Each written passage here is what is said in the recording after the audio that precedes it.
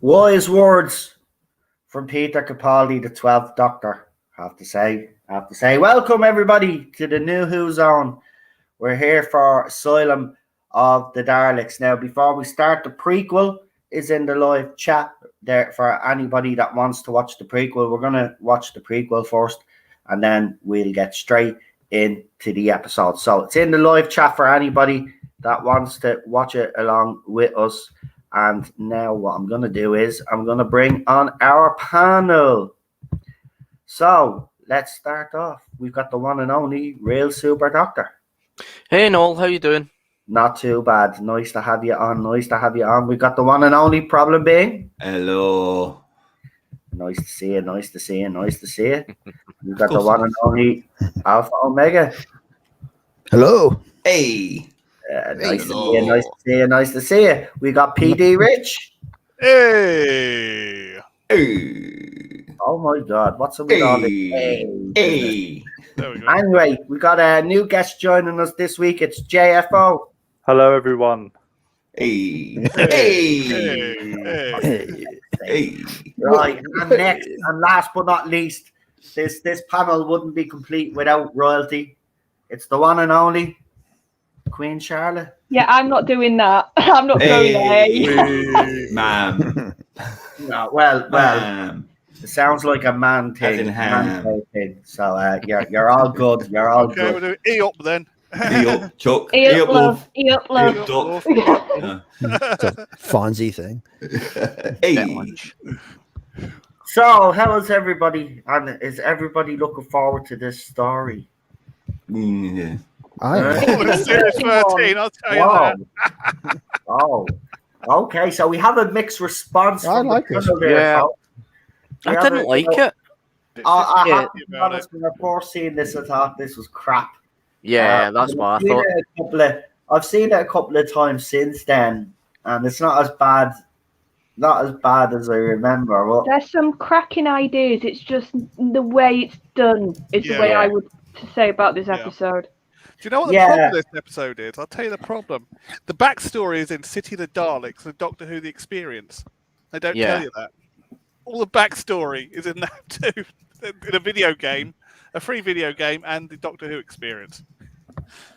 See, what I didn't like about it was the zombie Daleks Yeah. and the Dalek eye stalk coming out of people's foreheads. I thought that was absolutely ridiculous. But Yeah. Right. if that was what Moffat was trying to do, Yeah. I mean, well, he was trying. You have to give He him was credit trying. for trying to do something different with the Yeah. Daleks. Like, Yeah. I mean, it did My make- argument is he never knew what to do with the Daleks. Yeah, Like, that's in the his Yeah. problem with him, Yeah. though.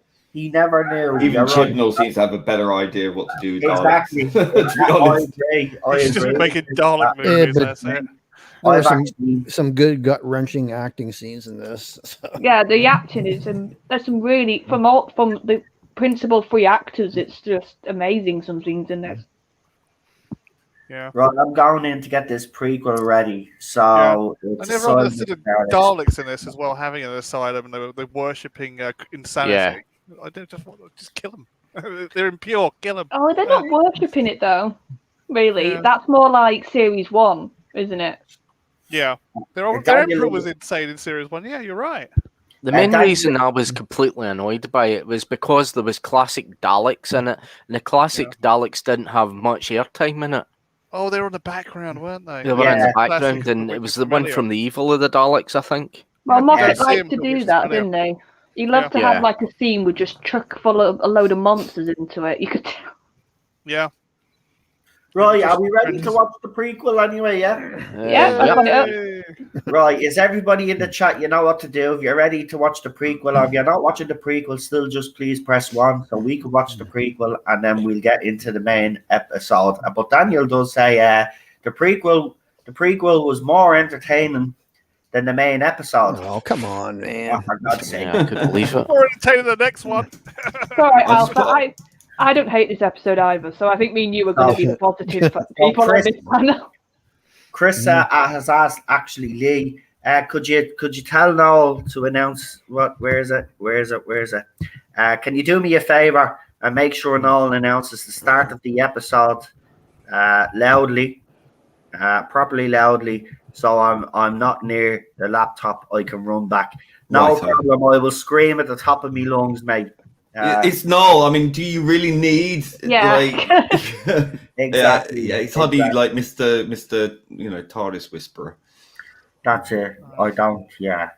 I'm very loud anyway. Well, we got loads of ones in the chat. So without further ado, this is the prequel first, folks. Charlotte, you're the only lady on the panel. Chris, we're doing the prequel, mate. Prequel. Prequel. There we go. That's We how you are do it. doing the prequel. So in 5, 4, 3, 2, 1, go. Go. Go. Asylum of the Daleks prequel. Here we go. Written by Stephen Moffat. We've got the American as titles some now, people haven't we? call him. Moffat. Yeah. Oh, the doctor is having a cup of tea. Okay, this is going to be fun. You see him on the left or the right hand side of the screen. He's having. Oh, for God's sake. Wow. That wouldn't pass today, would it? His face. I know. Oh God. Oh, right beside him. This is the doctor having a midlife crisis.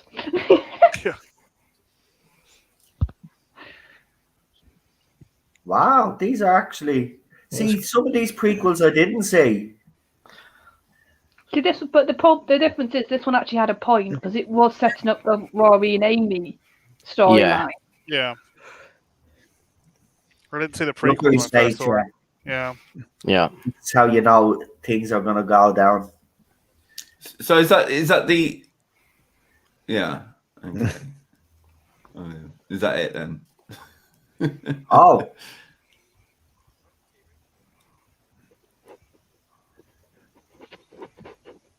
What? So mine's about 5 minutes. The one I've got is that right? My one was 54 seconds. Mine's still going. Oh, Yeah. I've got about 3 minutes. Yeah. What time stamp is it? 1 minute 35. Lee, make sure you get the omnibus version. That's Oh, what yeah, I'm yeah, yeah. watching. 2 minutes and 11 seconds. Oh, he's on a beach now.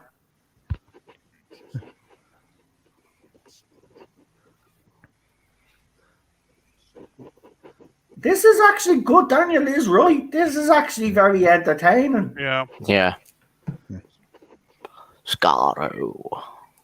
Oh, I love Scarrow in the episode as well. That the beginning, I think it's gorgeous. Scarrow.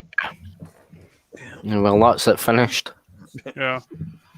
Got to play City of the Daleks to understand why it came It's back. though. Trenzalore, isn't it? It's Trenzalore. That's the planet, isn't it? It's Trenzalore. It's not Trenzalore, is it? Trenzalore is It is, the planet where he's supposed to have died. Yeah, and that's supposed to have been Trenzalore, isn't it? Yeah, that's what because he said I'm not going to name the planet. He refused to name the planet, so it is Yeah. Trenzalore because that's where because remember he's trying to avoid from dying. You know.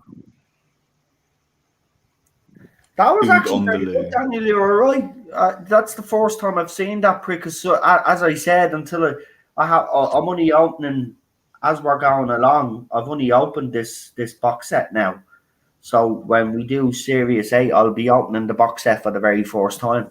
Yeah. So Wow. I'm getting little surprises when I'm opening it up. So with Series 7, I got a little cards and stuff like that. Yeah. Great. Right, let's get the episode set up and then we'll get everybody in I'm the still bloody watching this thing because I had the wrong fucking one. Yeah, well, Oh, I'm dear. just asking everybody that's ready to get it ready. We're not going to go without you. Don't worry. Sorry about that, chaps. That's the one I thought it was. Yeah, be quiet. If I'd have known it was the omnibus. Right, yeah. Be quiet now. Just watch it. Hurry up.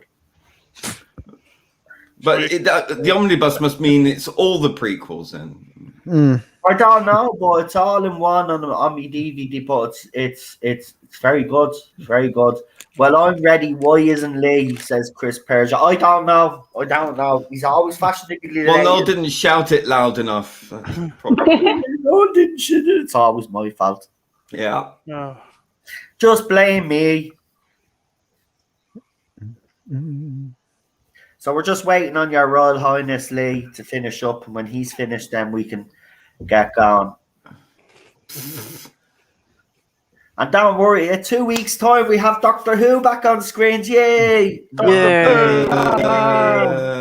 Yeah. Series And the 30 biggest battle ever, yeah, I said the excitement. biggest battle ever would be to Being stay honest, awake. the excitement is in overdrive would right be to now. keep me watching it. I'm only messing, but all joking aside, I am going to give Series 13 a fair shake. I do like what he's done with the Sontaran ships. They look at much better than they did when we originally saw them. So I'll give him that again. When it comes to the designs of some of these things, I mean, I know people were complaining about the Jadoon because now they had a mohawk, right? But I actually like that little added mohawk onto them.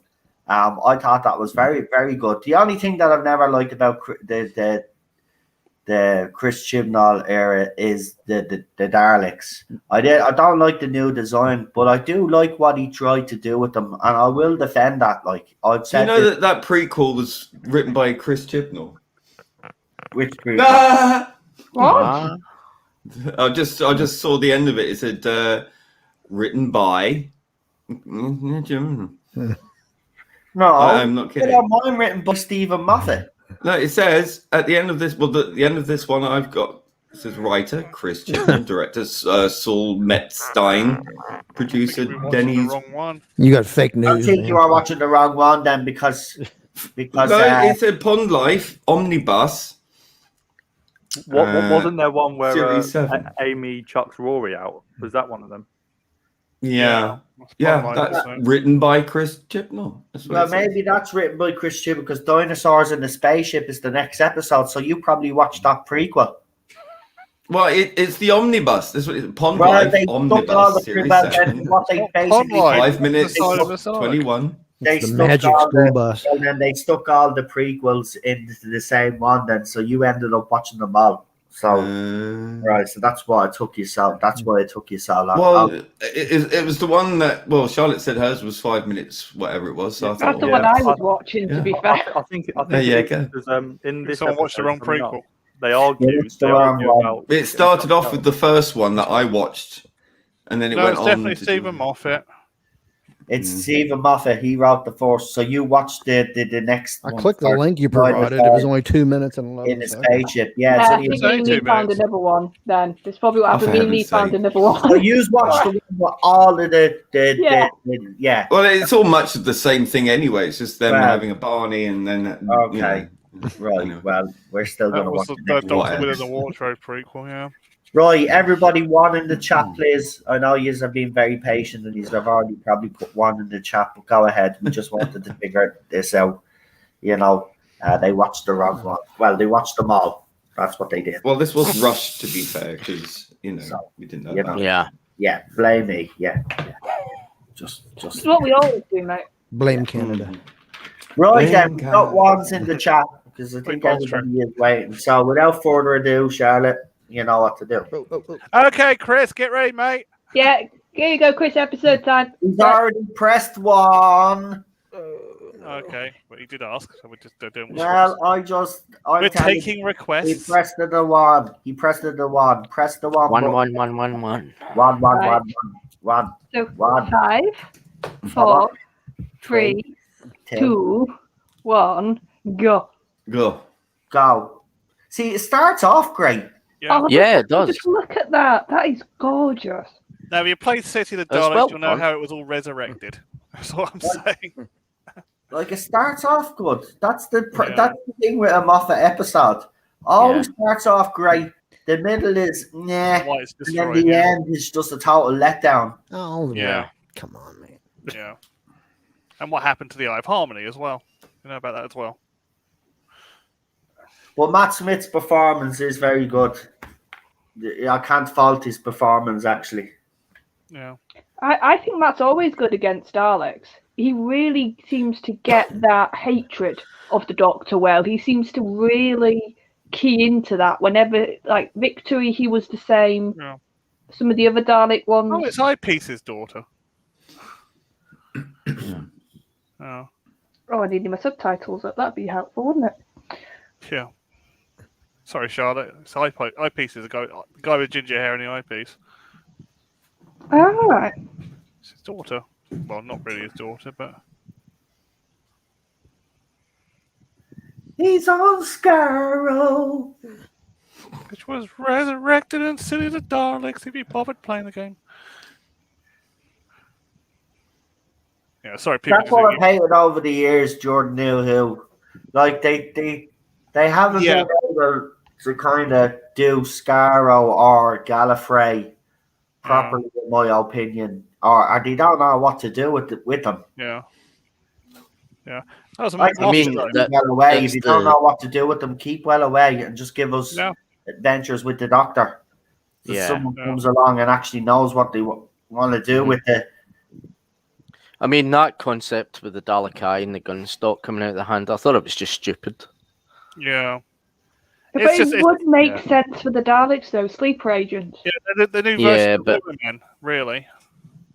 Yeah, it's true. I love that song, and I still love that song. I'm sorry if it wrecks people's heads, but I love this song. No, I said it's true. Which crew members they are. It was a big hit back in the day, but the only thing with things like that is, with songs like that, is it gets overplayed, and then people just get sick and tired of listening to it. Madonna song, yeah. Well, they play like 5 times a day. They play. Oh, did you see her bleeding Jimmy Fallon? What's she done now? Oh, she was crawling all over the table and all. I just wish that woman would grow old gracefully. She's going to do a hip in. She'll do a hip in. He waited 2,000 years and he's divorced. Yeah. That's a point, yeah.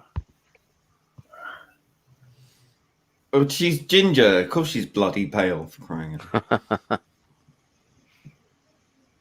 Oh.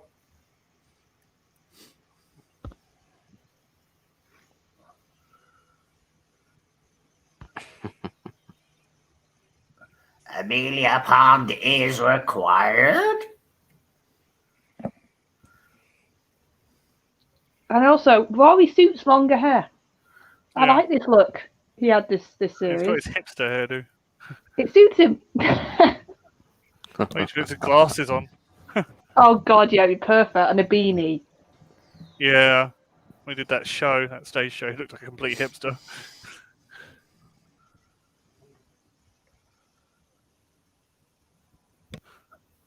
Oh dear. I do like the Dalek ships. I've always liked the Dalek, but they don't do them properly. Do you know what? If you're gonna do a Dalek story for me, right, it has to be aimed at the adults. You know, like what you did with Torchwood. Yeah. You know, do a whole thing with the Has to be Daleks. dark, yeah, it has to be dark. Series with the Daleks, it would be brilliant. I like that. Out of 10, 11. 11.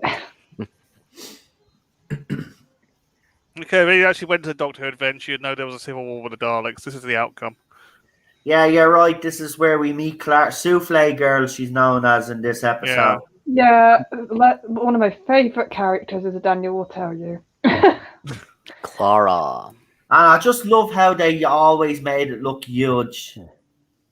But that new Dalek design by Moffat was just awful. That's why they're getting phased out in this one.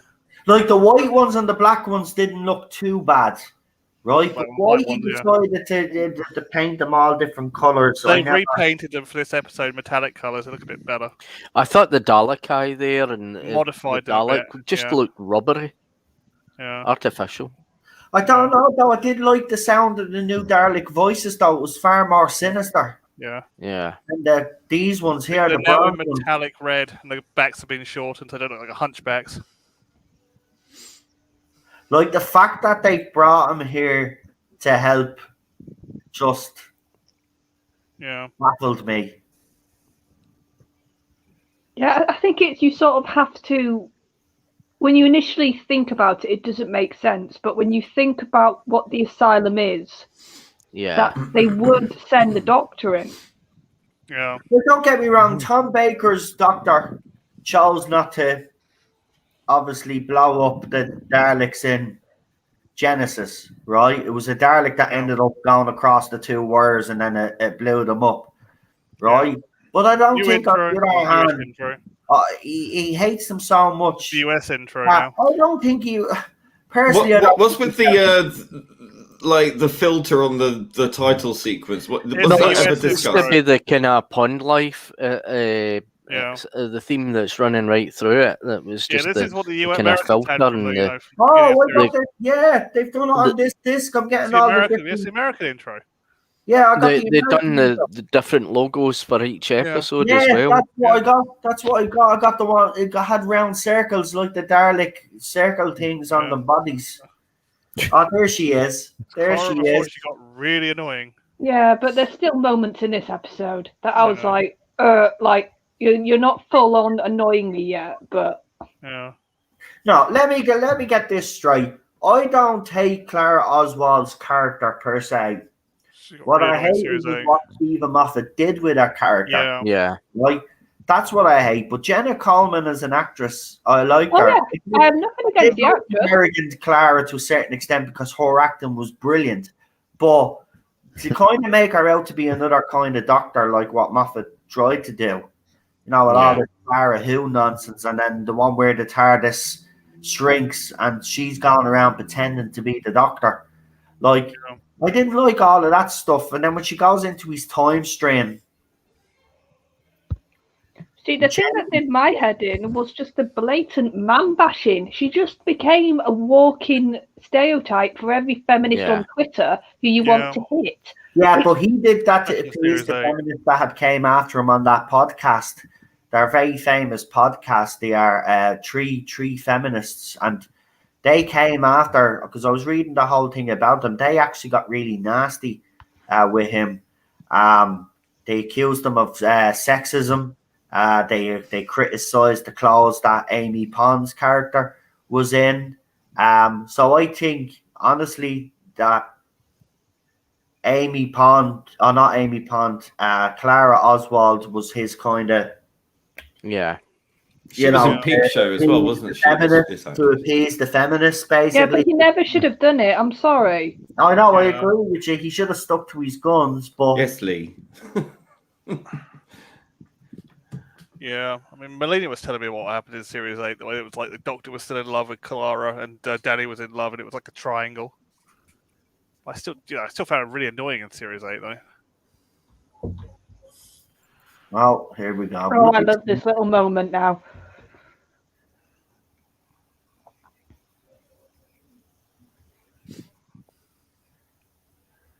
It's a sewer. Why wouldn't they just exterminate them as being impure? They explained that. Yeah. No, they do explain it. Alpha is right. They do explain it, but they can't. They need. But this is the thing that's always fucking annoyed me about the Daleks. Religion, It's always like they've ever done needs a human hand or the Doctor's hand. Like they never design these things with Daleks in mind or something. Yeah. Oh, I love this. I thought you were out of ways to sicken me, and it's like Matt is snarling. You can hear. He's just he's absolutely taken back in every wrong way. He hates the Daleks, so it's a bit hypocrisy. Well, the Daleks exterminated all these people, so. Well, no, but it's not hypocrisy because he's talking about every time. That's what he's talking about. He's saying you always find new ways to make me hate you. You find new ways to discuss me, and like we've all said this in normal life. People who you don't like can always go lower. Yeah. And the Daleks just always find that lower, that other level for the Doctor drill just through the to floor, go. They don't go rock bottom, they drill through the bloody floor. Yeah. It's almost like there isn't a limit to how disgusting and full of hate the Daleks can get, and the Doctor seems to forget that, and when he comes across something like this, he just gets reminded of it. Yeah. What is the noise? Explain. It's really clever here as well when he sort of says, "Where did you get the milk?" Because you think it's a joke at the start, but then it's sort of him working out that she's not human. Yeah, but he's working it out the whole way through, isn't he, JFO? Yeah. And he's like little things he says, and you can see just something's wrong with this woman being trapped for a year. Like there's so many things that just doesn't add up. It sort of comes across as a joke, but it's sort of his way of sort of him working it out in his head. Yeah. But if she's a Dalek now, right? This is the thing that the Clara story. Early Clara music. So, but if she was the Dalek, right? When she ends up, we find out that she's a Dalek, right? Shouldn't that not be the end of our story? We're seeing the end of our story, but then she's just one of millions of Claras. It's Oswald. Well, yeah, I was going to say, if she was a normal human, she probably wouldn't break the conditioning. But she's a figment of Clara. Yeah. So that's why she breaks the conditioning. That millionth of Clara Oswald, the original jump to the Legion. That's a part of splinters through time. Yeah, I get all that, but I just found it off. Man, I just found it a bit stupid. A ghost of Clara Oswald. Bring her in, just bring her in properly as a proper companion. You don't need to make her big. I think that's what Moffat sort of has a bit of he sort of does it all the time. He sort of has the sort of loop where it sort of comes back around. I think he does that quite a lot. Yeah. She's hot though. Come on. Yeah. I like the way they polished it. I do like the way they polished the Teletubby Daleks up to make them look a bit better. Can't polish a turd though, so there we go. They just look plasticky and they look like Teflon grills and all of that, and car bumpers. And they just visited the Apple shop, Yeah. Apple did Daleks, yeah. Well, the RTD ones, they always work. The bronze ones. Yeah, brilliant design. That's why I bring them back. You don't see the Tinky Winky Daleks after. I would have liked them in different colours, like red or silver.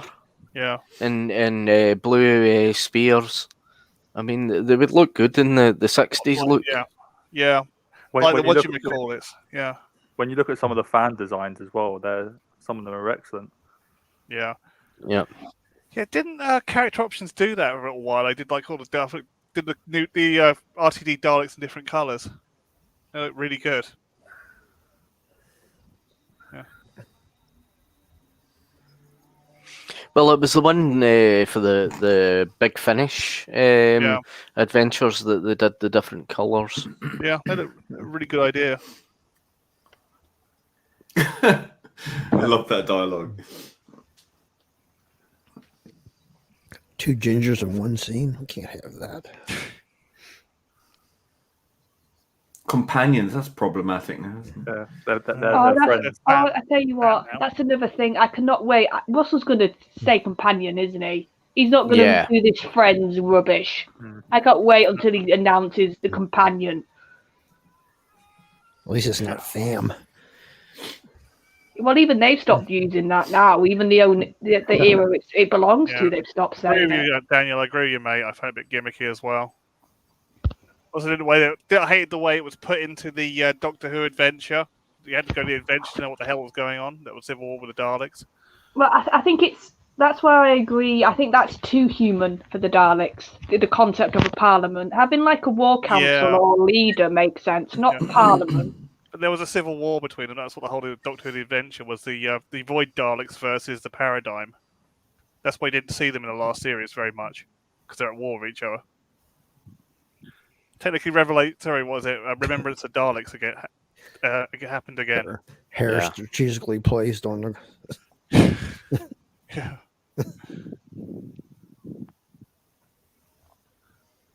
Yeah. But this is a nice little moment. Like, you've obviously seen her be very dismissive of Rory in that opening, and now she's panicking. She's running, trying to find him. So that's your first hint that Amy doesn't really feel the way she's feeling at the beginning. This is the start of the hints of that sort of part of the story. Oh yeah, she still loves Rory. She tells him that she never fell out of love with him. It was the fact that she couldn't give him children. Oh yeah, that's what I'm saying. That we haven't had that. So this is a nice little first indicator that there's something wrong with what you saw at the beginning with them. That's a deer's eye inside that Dalek eye. It's a bit freaky looking. I was wondering what it was. They put a Diz eye in it. I don't think it looked very good because they put a light behind it. It didn't really look very good. Yeah. Why would you want to replace it with a biological component anyway? Because it gets shot out. Force cells go down. I mean, that's what I wanted. I wanted green spew to come out of Dalek eyes. I never did it. She's smarter than the Doctor. See, that's what I mean. There's little things even at this episode that I'm like, she calls herself a genius, and it's just like, like. She can hack it, and he's she can do everything magically, and it's just like the start of what I hate about Clara. Yeah. Yeah, but I know, Alpha. She looks nice, doesn't she, in that outfit? Yeah. yeah, but she's damn good actress too. Yeah. I know. I've seen her in other stuff. She's a really good actress. So is Matt Smith. I think they're all good in this. Even and I'll talk about it more when we get to it. I think even Nick Briggs gives a really good performance in this story. It reminded me almost of Dalek, the way he does some of the lines near the end. Yeah.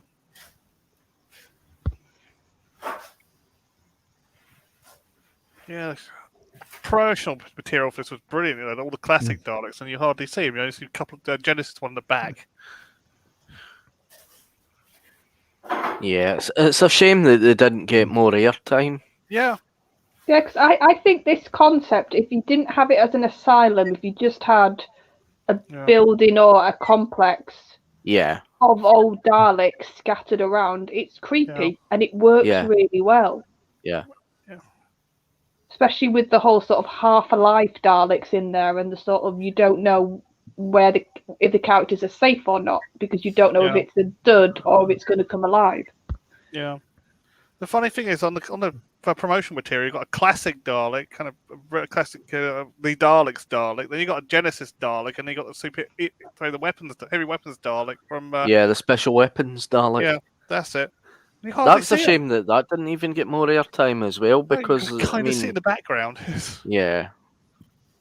That was one of the reasons why I was annoyed with this episode. It didn't have, functional classic Daleks in it. Yeah. Well, what they were trying to suppose with this. Yeah. And then he didn't see until Magician's Apprentice.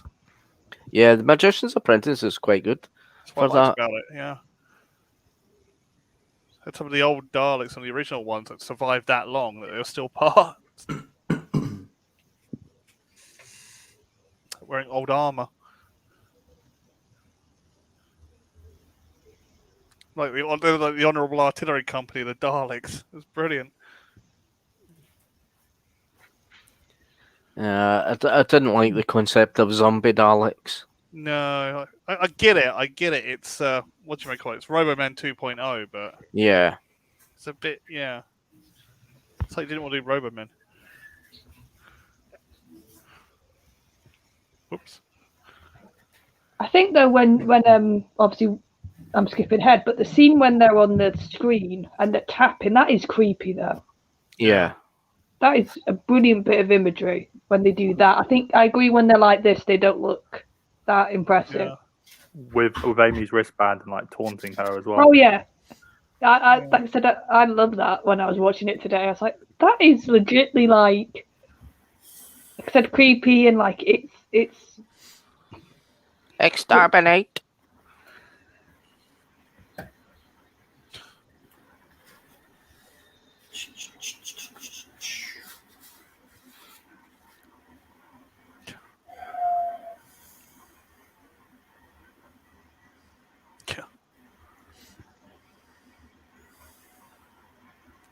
And I think the nanocloud, that's another thing. That's a cracking idea. Yeah. Have a planet, or just if the nanocloud idea was in a better episode, because it's sort of it's a bit like the it reminds me a little bit of the national. I can never say them. Yeah, it's like a bit of them combined with Dalek tech. Yeah. Yeah. And it's a nice idea to basically have another version of a ticking bomb without it being a ticking bomb in your story. Yeah. I think with the zombie Daleks, I think Moffat was just trying to be a bit clever and different with them.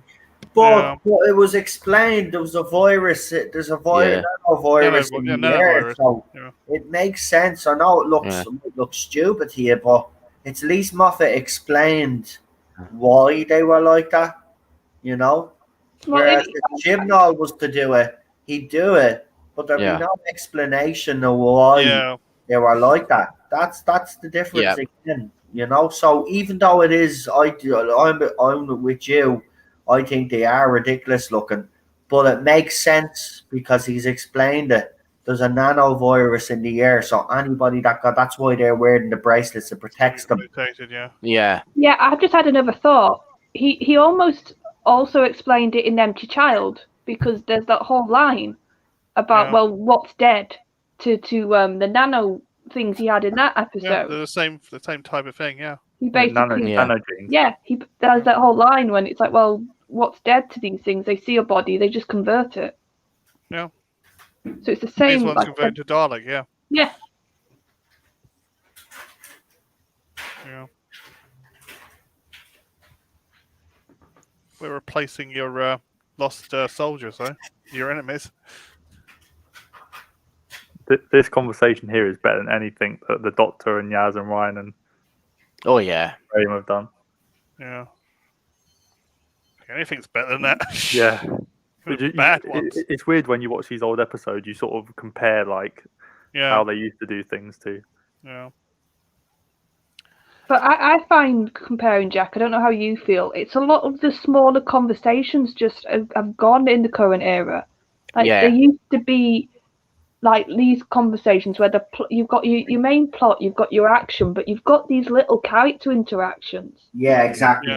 Yeah. Spattered all throughout the episode, and with Everyone's the current human, one, it's like they have these odd, really signposted. Here's the moment we sit down and talk to each other. Yeah. Yeah. I don't know.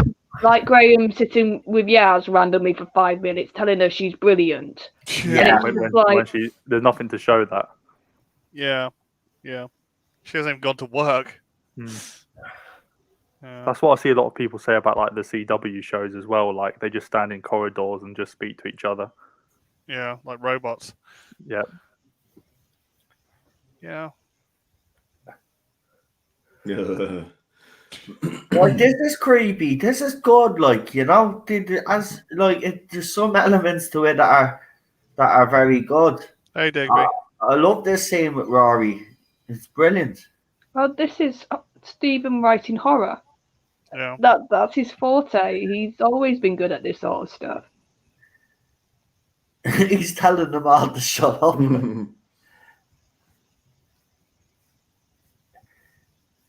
I think you need to get out there, Rory. He's trying to speak to the Dalek. Thanks.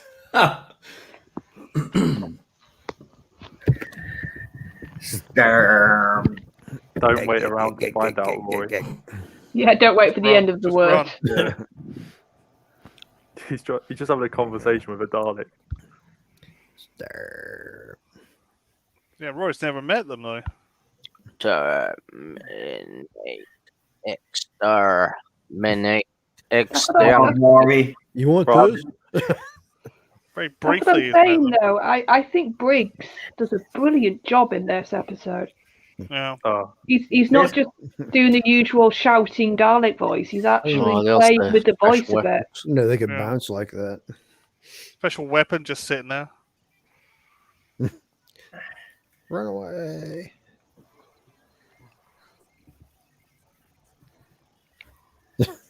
Very good.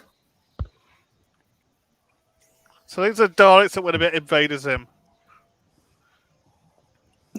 And that's a bit Mission Impossible from Rory, like slide, slow-mo. Yeah, that was stupid, but Rory is underrated. I agree with you, Daniel. Yeah. Rory is actually the best character in this whole era. Because look where he starts off from with his character development. Got the best arc, yeah. He has.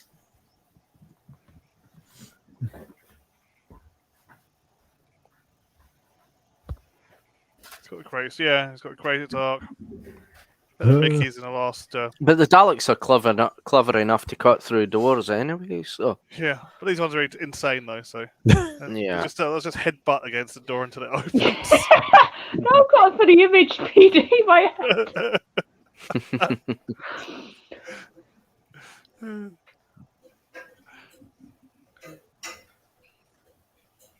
So they're basically the equivalent of, as I know you play games, or when you first have a game and you don't know the controls yet. Yeah. And you're just going into walls randomly, your character. Yeah. Just start mashing buttons. Yeah, yeah. Yeah. Like I was down last night with Mortal Kombat XL. Jesus Christ, man. Even today's Mortal Kombat games, like, yeah, they're good games, but like, you literally press a button to do a move, like, and your character just stands there and you get beaten to shit. Yeah. But I've been playing it over the last couple of nights on the second channel. I've only done short streams because, like, if I keep losing a fight, I get very frustrated. So instead of giving out, I just like say, right, we'll finish up tomorrow. So I've done a couple of streams now. It's all right. Like, I mean, they tried to make it like I don't know if Injustice was out before it, but you know, they tried to make it like that. This is a whole story to it now, which is actually very interesting. Well, they've been doing that for the last few games, mate.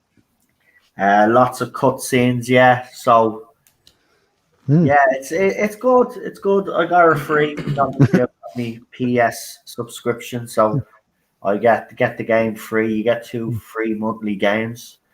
But I don't play golf, so I wasn't going to download the golf fucking game. Can't be asked to play. I mean, I'll play a bit of golf or pitch and putt, right? But I won't watch it, and I certainly won't play it because golf is fucking boring unless you're playing it yourself. Then I can understand the appeal, but watching it, no. The chin. Nina. No, you're wrong. She is actually annoying. Yeah, I told you. It starts in this episode. It's nowhere near as bad as it gets. But the smarminess is already... Oh, God, yeah, it's too smug. I can't deal with it. Series 8, you felt like strangling her.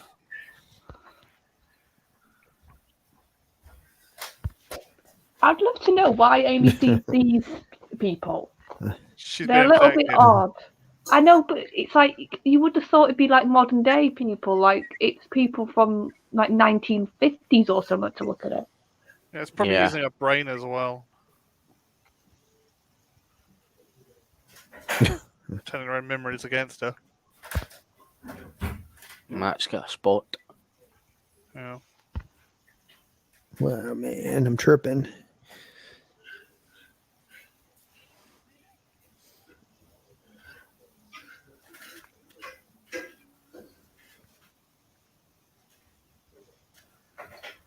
There you go. That's what's happening.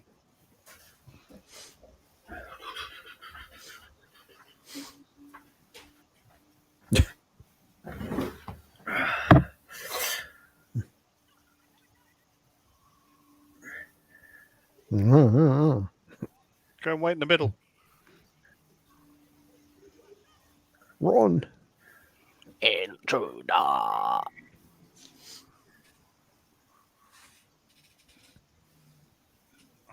This had the potential. This could have been a serious arc, actually.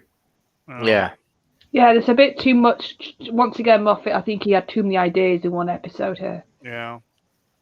Whereas if he had did this over a serious arc, like, you know, it would have been a lot better.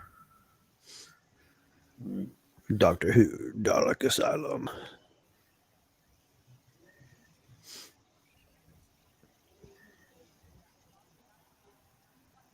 Who's your daddy? You're a tricycle with a roof.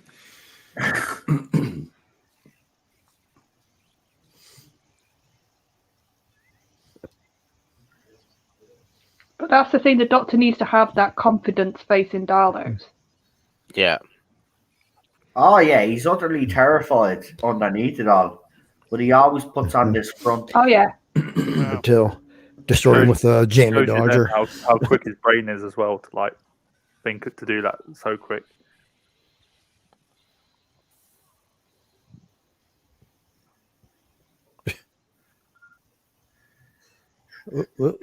Boom. Oops.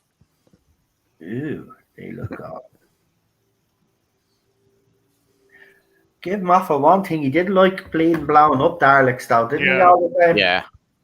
No, It's just like Resurrection of the Daleks, this, and or I should say, the Five Doctors when the Dalek was totally obliterated. Yeah. That scared the hell out of my sister when that happened. It's all the wiggly bits.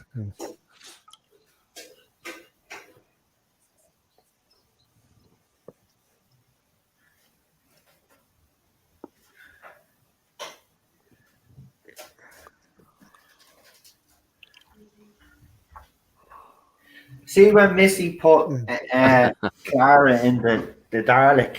See, that's when I thought, well, that'll explain why she became a Dalek in Asylum, and I was hoping that was a kind of a prequel, but of course it never went that way. No. Did love that shot where she got shot in the back though by Dalek. It was fun. You know, she didn't die. She's annoying here. She's good as Victorian Clara was the best version of that character. Even this souffle girl is annoying. Yeah, because the Victorian was much better. The Victorian one didn't have the ego. That's why it worked. Yeah. She was a bit more humble, wasn't she? And yeah, it worked. That's why that version worked the best. Really critical. Yeah. Victorian Clara, that was the best iteration. Yeah. When she met Danny Pink, she got so up her backside. Her ego and stuff, and that's probably what helped her hold on to her humanity. Yeah. So far. She was alright in this series, but it's just the second series, she's absolutely awful. And then she calms down again, 9. Yeah.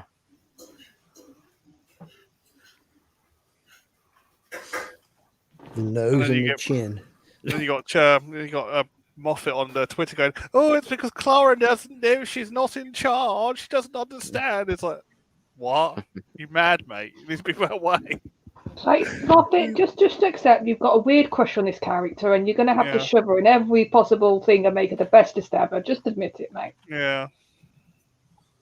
But Moffat likes to do that with his characters. I mean, look at how River Song had panned out through the whole Capaldi, even the Capaldi era. Get River Song. Yeah. And Amy. Yeah, no, but I'd say Amy doesn't fall into that because Amy actually has faults. You actually see her be like not very nice to Rory at times, and you see her panic and you see her get scared. Whereas with Clara and then River, it wasn't. They were almost. I'm trying to think of a word for it. Like they hardly showed any fear. Yeah. And when they did, it was very minuscule.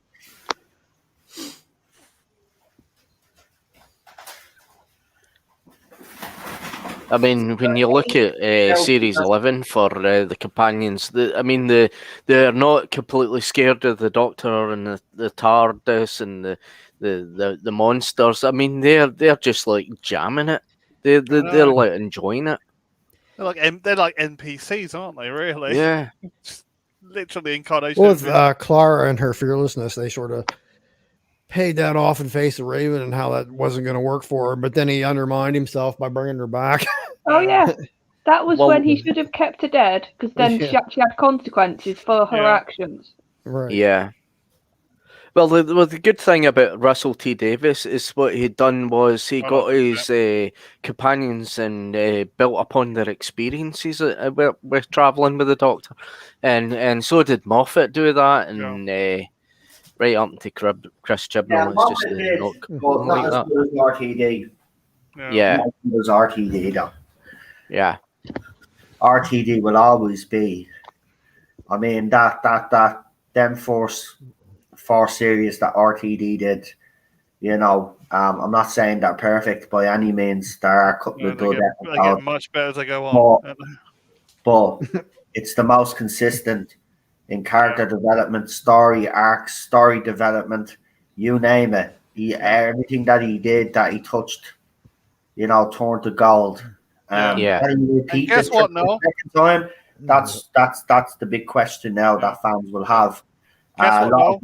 Well, We might get that back in a few years' time as well. Yeah. Fingers crossed. Fingers crossed, you know. Oh, this is such a heartbreaking scene a bit because Rory Yeah. is like so convinced that Amy doesn't love him as much yeah, as he loves Well- her. yeah, I know, and this is what I mean. This is great. Well, if she did love him so much, why don't she just blow him off instead of like sitting down and talking about? I mean, since day Treat me one of like them crap. meeting up with the Doctor, I mean, the relationship has been brutal. Went brutal. I mean, they've been through quite a lot. Yeah. Should have just told him about that, and Yeah. he wouldn't have thought that she hated him. Or... Blow him off, Alf. You've been watching the other version of Doctor Who. You've been watching This Bolt's is- version. This is heartbreaking because Yeah. she can't have kids. Like, Yeah, it is. To be fair, Alf, I get your point, but I think, and I'll say this as sort of the female on the panel, I think the whole thing of not having a child is such a personal thing. Feeling perfect, don't you? You get the I was going to say I think Moffat actually got the Amy right here because it's almost like a shame. You can sense she had a shame for not being able to give Rory a family, Yeah. and that she was letting him down. Yeah. I mean, she should have told him that, and he would say, "I still love you no matter what." Yeah, but you Instead got to also remember Amy had a childhood where she had how many psychiatrists? Like, Yeah. she's Yeah. a very Quite a mentally few. damaged person, really. Yeah. Very strong-minded for a mentally damaged person, though. Oh yeah, but I think What was she's admired about the character? strong-minded when it's adventures, Yeah. when she can throw herself into it. But whenever anything personal, if you look at Amy throughout her run, she's strong and she's feisty when she's fighting monsters and she's doing the adventures. Yeah. But anything that's a bit more close to home, that's when you see her vulnerability. Yeah. Whether that's Rory, whether that's the Doctor's relationship, that's what the God complex is about. Her still being a child almost and seeing him as this heroic figure. exactly. And he had to basically tell her, you need to grow up. You need to not see me as through those eyes anymore. Yeah. Yeah. Vulcan. Then Vulcan. we get some references here now back to the classic. Yeah. Oh, I love this idea. That I know some people find this a bit gimmicky, but I think it makes sense. Spyrodon, Spyrodon, yeah. Exelon. Those are the Daleks who survived me. I just love that Vulcan line. was that last one left at the end. Yeah. Doctor. This is when I should start using the classic one, so more.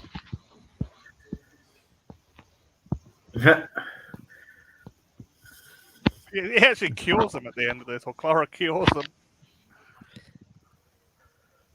They hate him so much they're waking up Yeah. when they don't normally. She says. But I don't think it's hate. I think he's the cause of their pain. Yeah. The thing that's caused them pain, if that walks into any place, it's going to get a reaction out of people, isn't it? Yeah. You can see the fear in this scene from him.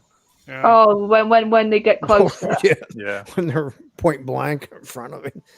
And that's what we were saying. It's all of the confidence is a front. And Yeah. this is actually where you can see the confidence is a front. This is the scene they Yeah. should use the classic of Daleks, though. Yeah. Because they're all in brand new casings. Like, what? Why? No, those spiral ones from Spyro and all that. It's like, open this door. The Daleks even can be such a threat with their sink plungers, and they can even be a threat that they can self-annihilate Yeah. Tell themselves. me I'm cool, Chimboy. Oh. I wonder if he's Gin actually ball. going crazy there, because at this point, would he know that this is his last regeneration as well? Yes, this is. If you look at the whole of this series, you got to view that for this Doctor's behaviour. Yeah, That so he if they, thinks he's dying. he would die there. Especially after Day of the Doctor. That was it. It's like, uh-oh. Oh, his face. I knew Wet Boy looking at his face. That Yeah. When, it comes up, the souffle for the milk. Where did it all come from? Well, you can see he's torn here. He's like, that's a Dalek, and he has that instinctual sort of hatred, but he's incredibly sympathetic towards Oswin. Yeah.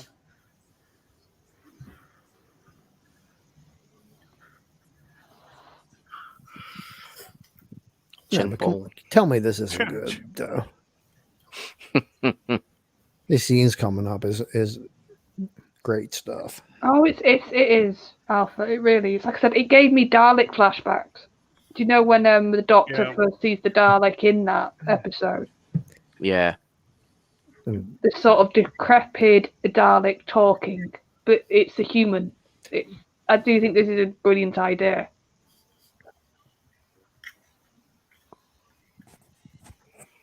It's also similar to that thing in Age of Steel, with the woman that was turned into a Cyberman. Oh yeah, it is, isn't it? Yeah. I did my duty. Not that No. one. The one that's Where getting is married. Gareth? Yeah, that's the one. Where is Gareth? It's actually very sinister a wee bit. This. Very Especially Frankenstein's monster, Yeah, isn't it? especially when you see the flashbacks of them converting her. Yeah. Yeah. I mean, it's kind of choked me up. Aw. Watching it, it's The voice as well. That's what said Briggs. This is really good from Briggs. It's best acting, isn't it?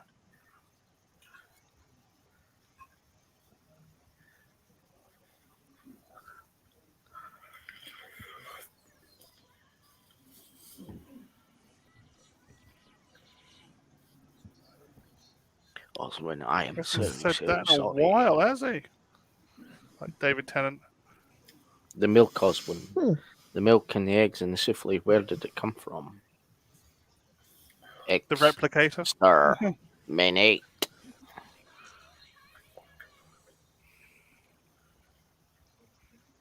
She's a humanoid Dalek. Remember those from Necros? Yep. Uh-oh. Oh.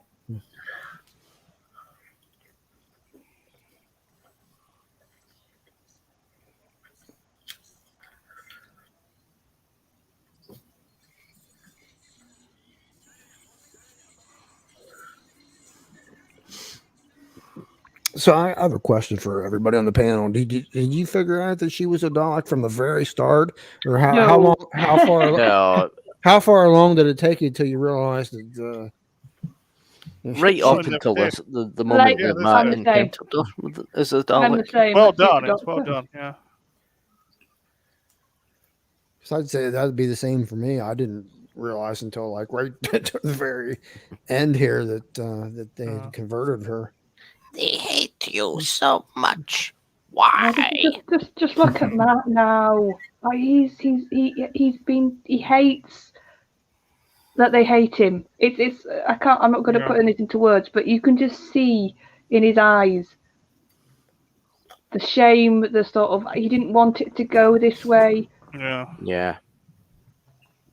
Clever boy. That's what we say about good doctors as well. The sort of the micro expressions and like the eyes, you can really sort of they give all of the doctors up until recently. Yeah, that's where he figured it out though that she was because he'd already met because we didn't watch the episode. He already met Victorian Oswald. No, he's not met a Victorian yet, has he? No. That's why it's confused. The last one was the Doctor, the Widow, and the Wardrobe, wasn't it? Yeah, we didn't have Clara in that episode. Okay. Yeah. Okay, I get confused. I meant, she doesn't say the catch line until after he leaves. Yeah, I love this music. At the end of the Snowman, he's by her grave and it says Oswin, and that's where he gets it from. Yeah, that's when he does the whole Impossible Girl. So that's when he terms that, I think. Run, you clever boy.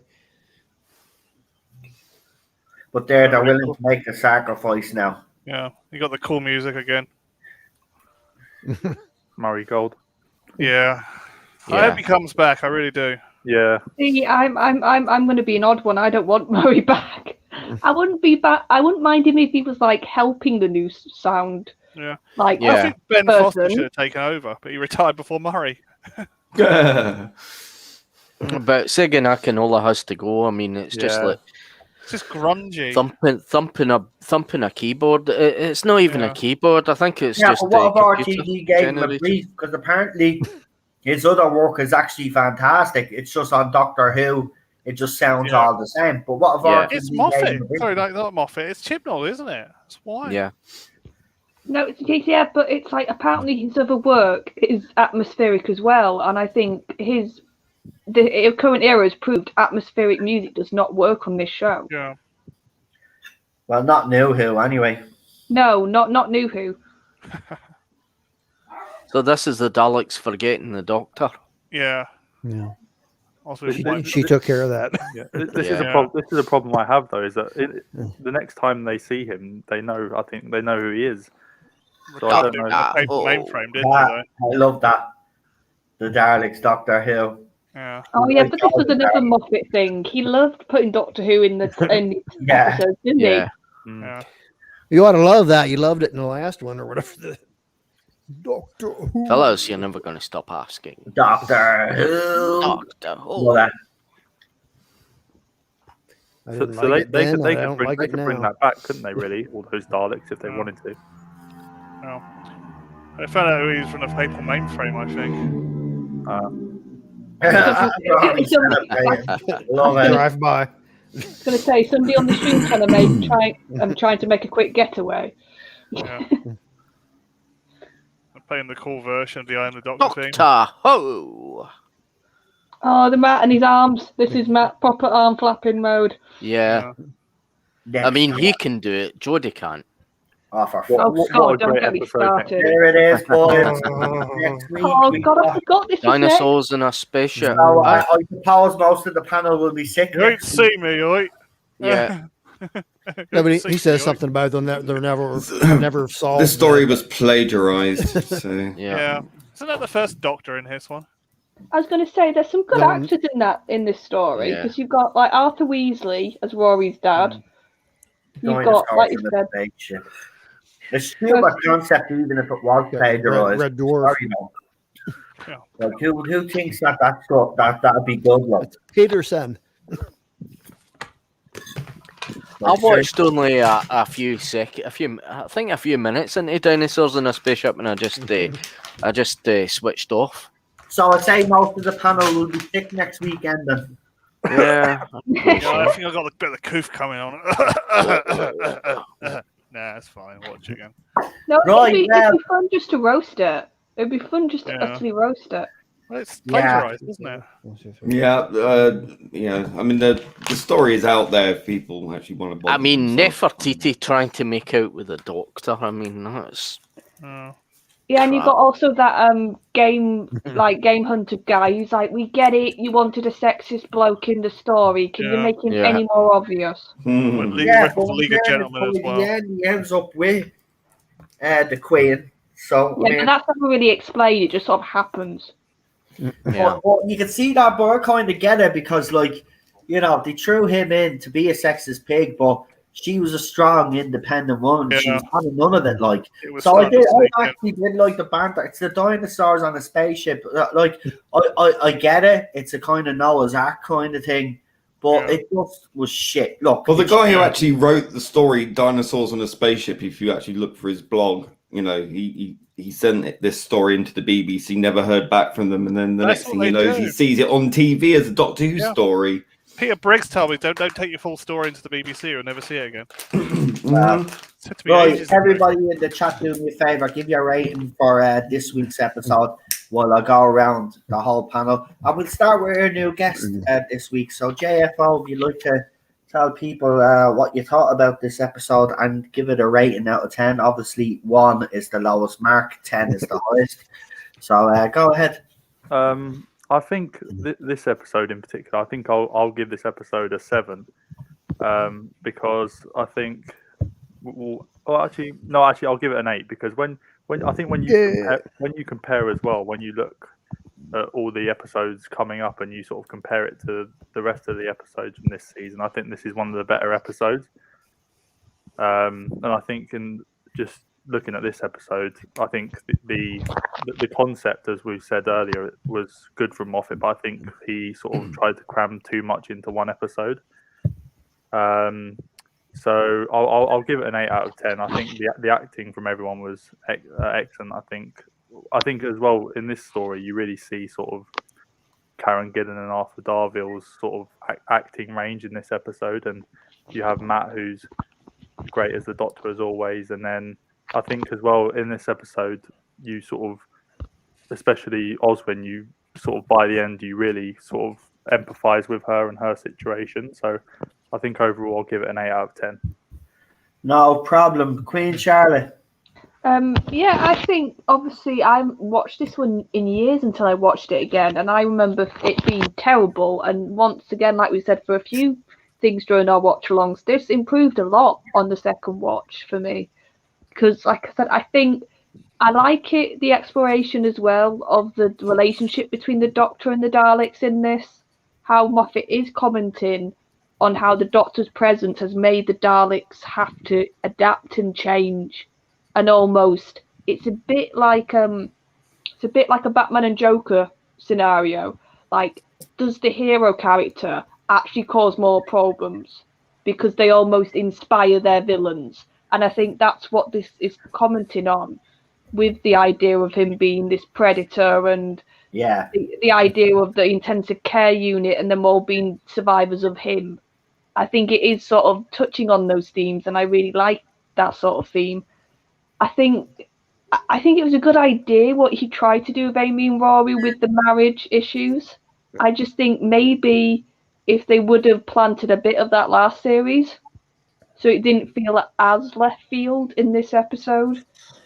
But I like I said, I like the conclusion. I like the fact that once again Matt's Doctor saw they were having problems and tried his best to get them resolved, with the sort of the tricking of giving her the bracelet last minute when he could have done that at the beginning. So that's another very Doctor move to do. But doesn't it just got to show you though how much like he feels, Charlotte? He felt like Matt's Doctor felt responsible that their marriage was on the rocks, because obviously the whole thing with Demons Run, as we find out, you know, I think he does, and that's why he tries to get them back together. You can still see that they do love each other. It's just, you know, circumstances of their adventures with him. And this Doctor is incredibly empathetic, and people around him, once they're his friends or they're sort of, he sees them as a friend, he will try and move heaven and earth for them. I think that's the trait of this Doctor. And you see it once again. You saw it in the Pandorica with him bringing her family back. He didn't have to do that, but he did, because he knew that he could do this one kind sort of last act before he died. Yeah. And that informs a lot of Matt's Doctor. And I said I like the nano cloud idea. I think it's a nice way to do different types of Daleks. It is more like you said, trying at least to do something different. They're not just the same shooting, shouting, exterminate. And like I said, Oswin wasn't as annoying. And I think maybe if maybe I would feel a bit nicer if I didn't know what was going to happen in the future with her in this episode, because you do feel sorry for her by the end. And like I said, it really gave me Dalek flashbacks, that last scene, because you don't see a Dalek being that vulnerable, that sort of almost human emotions in the right way. That's how you should do emotions with a Dalek if you're going to do it. Yeah. And it's sort of, so there's a lot of good, and I think maybe people just concentrate on some of the more stupid stuff, which they shouldn't in this episode, because it makes you not see the good. So I think a 7. I think I won't go 8, but I'll go 7. That's fair enough, Alpha. I gotta think about how I'm gonna phrase this, because most people I know aren't gonna share the same opinions as me. But I like the scenes with Rory and Amy, with them, working out, getting back together and stuff. And I like at the end there with Oswin trying to come to terms with realizing that she actually is a Dalek, and those even those two scenes was enough to kind of like choke me up, and that doesn't happen much for me. I know some of the other aspects of the story is people find ridiculous in that, but I think overall, it's for me, it's a good story. I give it an 8 out of 10 for me. Fantastic. Yeah. I'll go next just to get it out of the way. I'd actually have to agree with you, Alpha. 8 out of 10, I think, is a fair score for this. Again, I agree with you. I do like the dynamic between Amy and Rory. And as I said to Charlotte, you can tell that this doctor does feel responsible for the state that their marriage is in. And of course, he does what this doctor does, not what the current doctor would do. If the current doctor was in this situation, she'd probably just like tell them to figure it out themselves and then come in the last minute with a word of advice and then take the whole credit for saving their marriage. But this doctor now goes out of his way. When he knows that the two of them are going to be joining him on the adventure, then he's not just working on figuring out what's going on in the asylum. He's also trying to fix a marriage.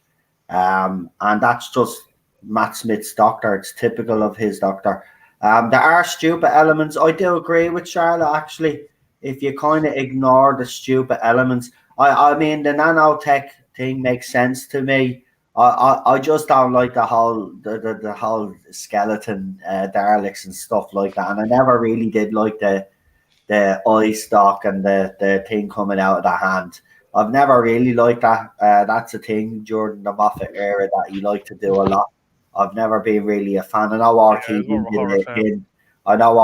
did it in Daleks in Manhattan to a certain extent, but they were still human, and they had the Dalek. They were holding the Dalek guns. That would have made a little bit more sense to me if Moffat had done it that way. But other than that, it's a pretty solid story, and the acting is from the three main actors. Because Clara, I'm sorry, but just Jenna Coleman just annoys me. She's a great actress. She's in one of my favorite shows that I watched, Titanic, the ITV production. She's apparently brilliant in Victoria as well. I haven't actually sat down to watch that, but I have watched her in other stuff. She's a terrific actress. I even used to watch Emmerdale when she was on Emmerdale. So she's always been a talented actress. You could tell that this girl was going to go places, and rightly so. She deserves it. I just don't like the way Moffat wrote a character. Do you know what? Again, I think this was another thing with Moffat. I think he had an idea for Clara, and he just couldn't pick one. He had several ideas, right? And he just couldn't pick the one. So he decided, like as Moffat would always do when he can't figure it out, he'll just combine all of the different Claras into the story, and then I think from there, then it grew then into this whole thing that she was going to be going into his time stream, and she was the one that made him pick. See, that's what I don't like. This is why I don't like her character. Clara basically is the one, if we go by Moffat now, is the one that made William Hartnell pick the Tardis that he picked. And that doesn't wash with me, and never will wash with me, actually. And that's why I never liked that character. And all throughout our run, she gets more arrogant as it goes on. And I don't know what Moffat was trying to actually do with her, but I don't think he had a clear plan. He had ideas, and then he just ran with them all. And then as it went on, he says, I know what I'll do. I'll make Clara the mirror image of the Doctor. And then the Doctor can look at me. And that was the whole point of Clara. That's why he did it. She was the mirror image of the Doctor. She was acting reckless like the Doctor has acted reckless before. Then Peter Capaldi's Doctor calls her out because he's looking at himself. He could see himself in her, and he doesn't like it. And you can see that he starts to resent it, And she gets that adventure then where she's gone around, well, can I call myself the Doctor? And she starts using it, and then by the end of the story, there's a little bit of a lesson that you think she should learn from it, but she doesn't. She gets more arrogant. And then when Danny Pink comes along, then you see how reckless she actually gets. But back to this episode, I'm going to give it an 8 out of 10. I think it's not as bad as I remember. It still has its flaws. But if you compare it to anything that we've gotten since, as I said, this is Oscar worthy. If TV shows in the UK were up for Oscars, this would be Oscar worthy compared to what we've gotten in the last few years. So, Yeah. for me, so we'll go with Real Super Doctor next.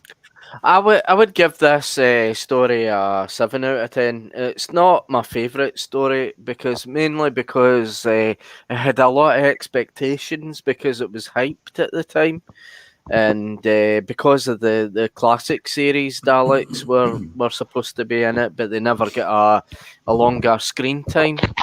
I like the fact that it in the end it brought Rory and Amy together again, and I quite liked that. I thought that was very, very good and well done. And I also liked the idea that the Daleks forgot the Doctor again, and they were asking these questions, Doctor Who and that, and I liked that bit at the end. But I thought the zombie Daleks were just absolutely ridiculous. The Dalek eye coming out the forehead and the Dalek gun coming out the hand and that woman, I just thought that was totally ridiculous, and I didn't like that. And I still don't like that after all these years. I was just 7 out of 10. I'll just give it a 7.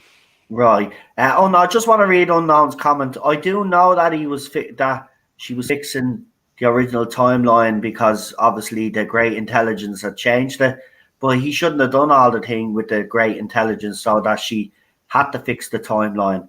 And the fact that she has fixed the timeline and now she pointed them towards the right TARDIS, that still doesn't sit with me. The story is that he ran away from Gallifrey, he stole a TARDIS, and that's the story. That's the origin story. That's where it should be. It shouldn't be changed. Moffat did things that I didn't like. Chris Chibnall's just gone that one step further. But Moffat interfered in stuff that he shouldn't have really. When it comes to things like that, canon like that, you have to be very careful. You really do. It's a British institution, and look what Chris Chibnall has done, right? He's tried something radical, right? And the British public, not only the British public, but long-term fans and other fans have walked away. That's why the ratings are as bad as they are, right? You don't mess with certain things. There's things that Doctor Who fans and the British public will tolerate when it comes to Doctor Who. Even the casual viewer are invested in a way that even the things when it comes to canon. Look when he did the Timeless Child thing. Look at the reaction it got. Right, it wasn't just Doctor Who fans that reacted badly to it. It was the British public as well. There's just certain things you don't go in there, right? If you're a showrunner or you're writing for Doctor Who, you just don't, right? You can go and tinker with everything else, right? That needs explaining and stuff. You don't explain the origins of what Chris Chibnall's trying to do or his version, the division, and all of this other nonsense that he's doing. Like the Doctor now is a refugee, stolen by a woman from Gallifrey, brought back to Gallifrey and experimented on, right? Yeah. And then murdered on screen, right? I don't care what anybody says. I called him out for that and I got a lot of criticism. Murdered a child on screen. She injected the child. We've seen that scene happen on children. Right? That child regenerated several times, right? So he had no problem showing that on screen. I'm sorry, but that's not the Doctor's origin story. Yeah, and also it makes the Doctor. I don't accept it anyway, even if it is, and that's what they're trying to say. I don't accept it.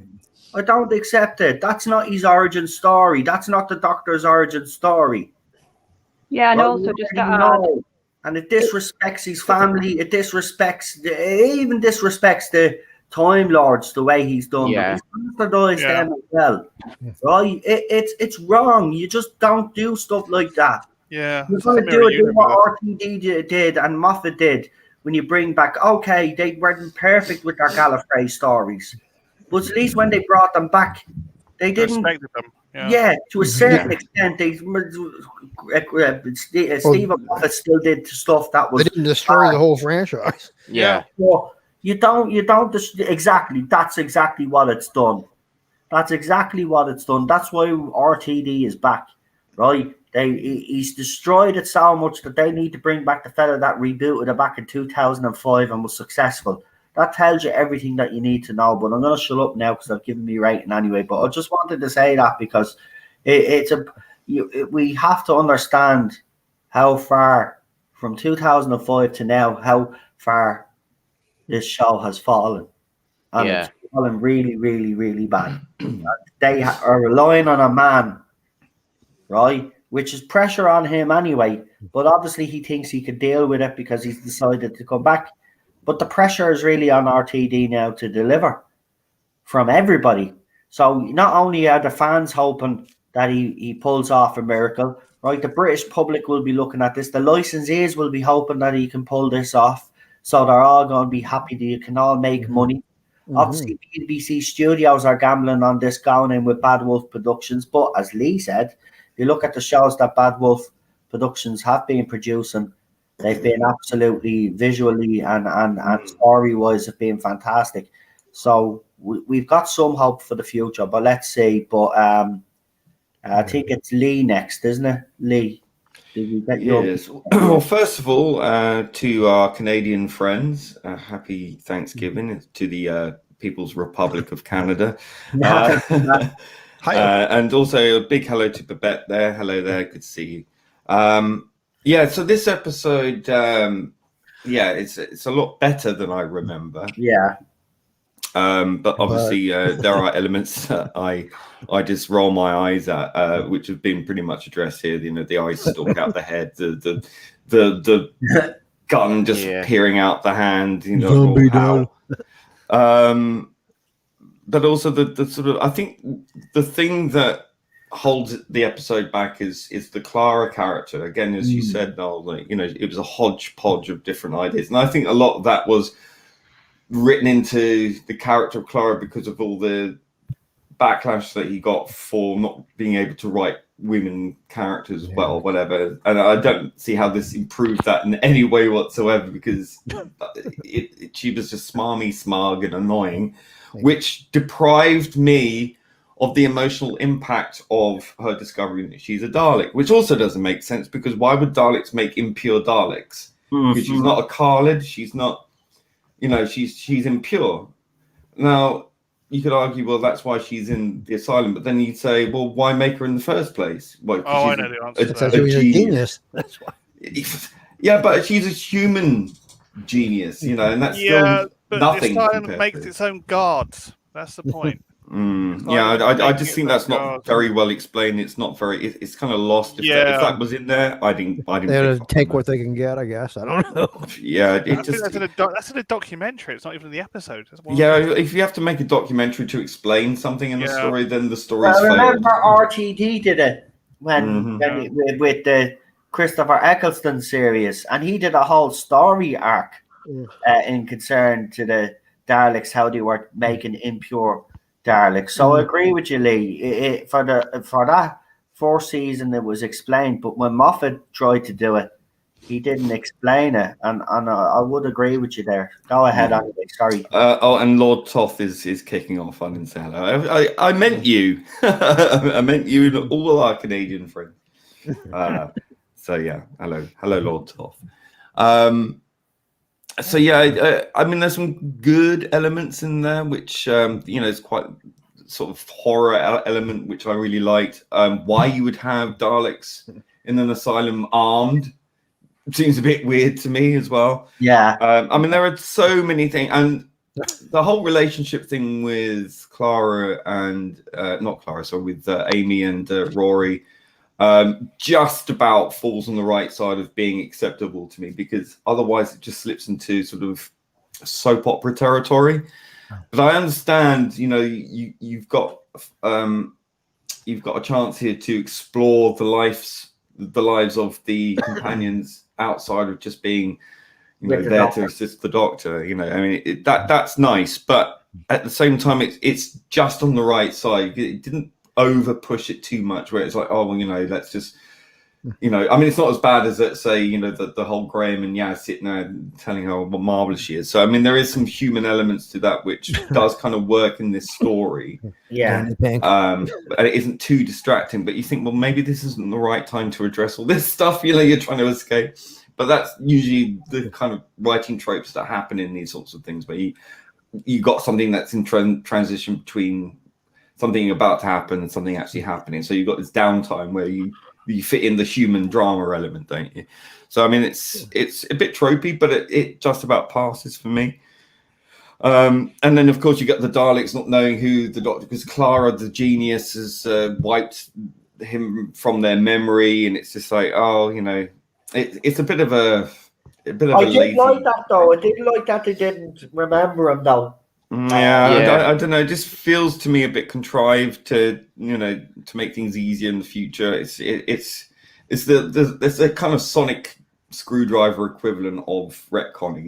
It's just, just the Deus Ex Machina kind of thing, which it's all a bit convenient to me. It just makes us a bit of a convenience move.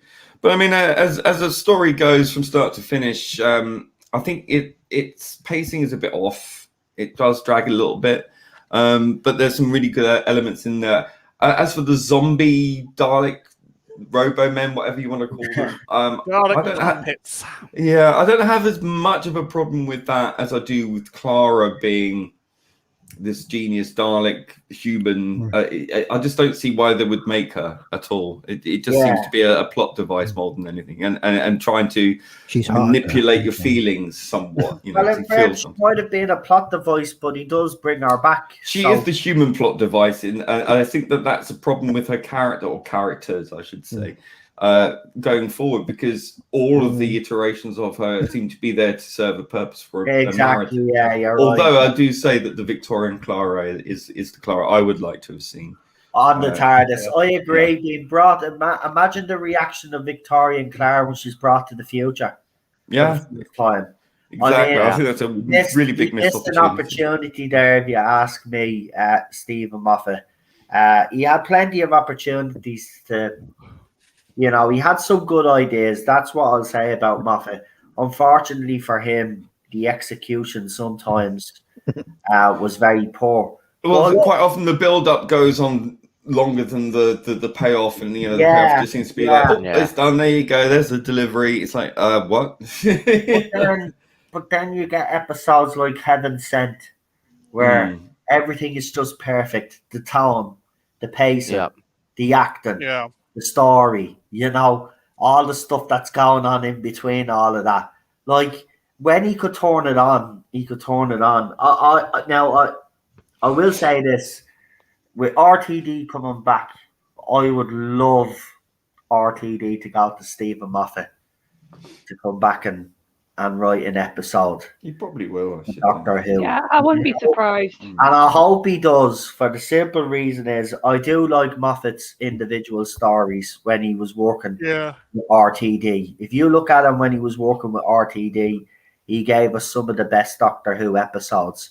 And I just love to see the two of them bounce ideas off each other now.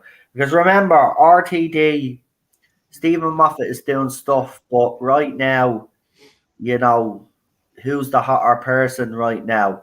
It's RTD, because he's recently won awards. Remember when RTD was showrunner, Stephen Moffat, because of his individual episodes and other stuff that he was doing, his star was on the rise.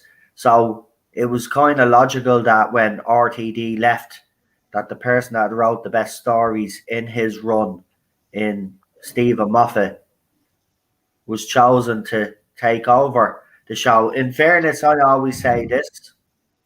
I always say after the RTD specials, that's when the show should have been put on and hiatus for a couple of years. I think it was even getting stale then, or the model wasn't working anymore. I think as well that with Moffat, he had a tendency to deify and martyr the female companion to the point of excess, and and that sort of everybody lives thing sort of became really, and we see that starting right here with the introduction of Clara, or Oswin as she is. Oswin, yeah. Yeah, so that's a problem that sort of hounded his era, I think, and I think that overcorrection is a bit too much because it kind of overpowers the Doctor. It sort of relegates him somewhat. You start making the companions sort of more interesting in a way, which is a bit too contrived. I think Amy was probably his best written companion. I agree. Her and Rory. I think Rory got. I think Rory was written. I think Rory was written better, though. I have to be honest. I mean, I think he suffered because he was. I think he improved as he got on, but I think he was always kind of the wet lettuce. Yeah, and I kind of didn't like that. You look at it from where he started, right? When we first introduced him, he's a bit of a bumbling idiot. By the end, that's all of them. But you could see his growth now, even in tonight's episode, right? He had more confidence. Yeah, he was still a bit of a bumbling idiot. But like when it came to standing up to when he had that conversation with Amy about that, he's still a puppy on the leash, and that kind of still annoys me. I kind of get it because Moffat was accused of doing that with Karen Gillan's character Amy, with the whole Amy's boys thing, and he was in charge and all of that.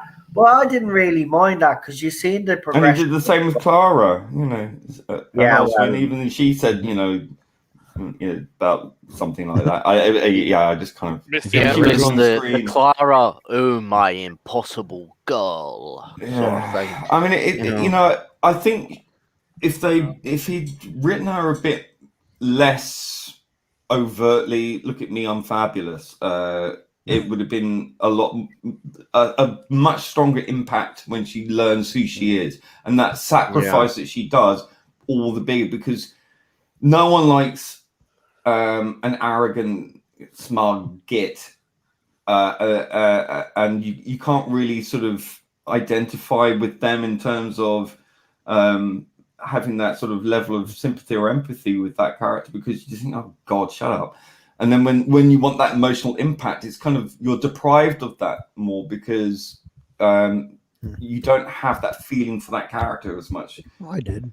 Well, you might have done, but you're a sucker. It was her ego that was getting the better of her, because she thought she was all powerful because she had all these splinters all through time and all that. And no, it could have worked. It could have worked better if they'd written her more like that in terms of being. I'm just like an auteur or something, and then because she's so involved, and she's if you make it more passionate rather than more sort of carefree and chill and hey, look at me, I'm Flash, and make her more like desperate, more yes, I'm going to help you, you're, oh my God, there's someone human here, I can help you, I can, like more on it, more rather than sort of reclining in that black chair and being totally in control, I think there was a bit more desperation in her character than that emotional impact of realizing that she's not going to escape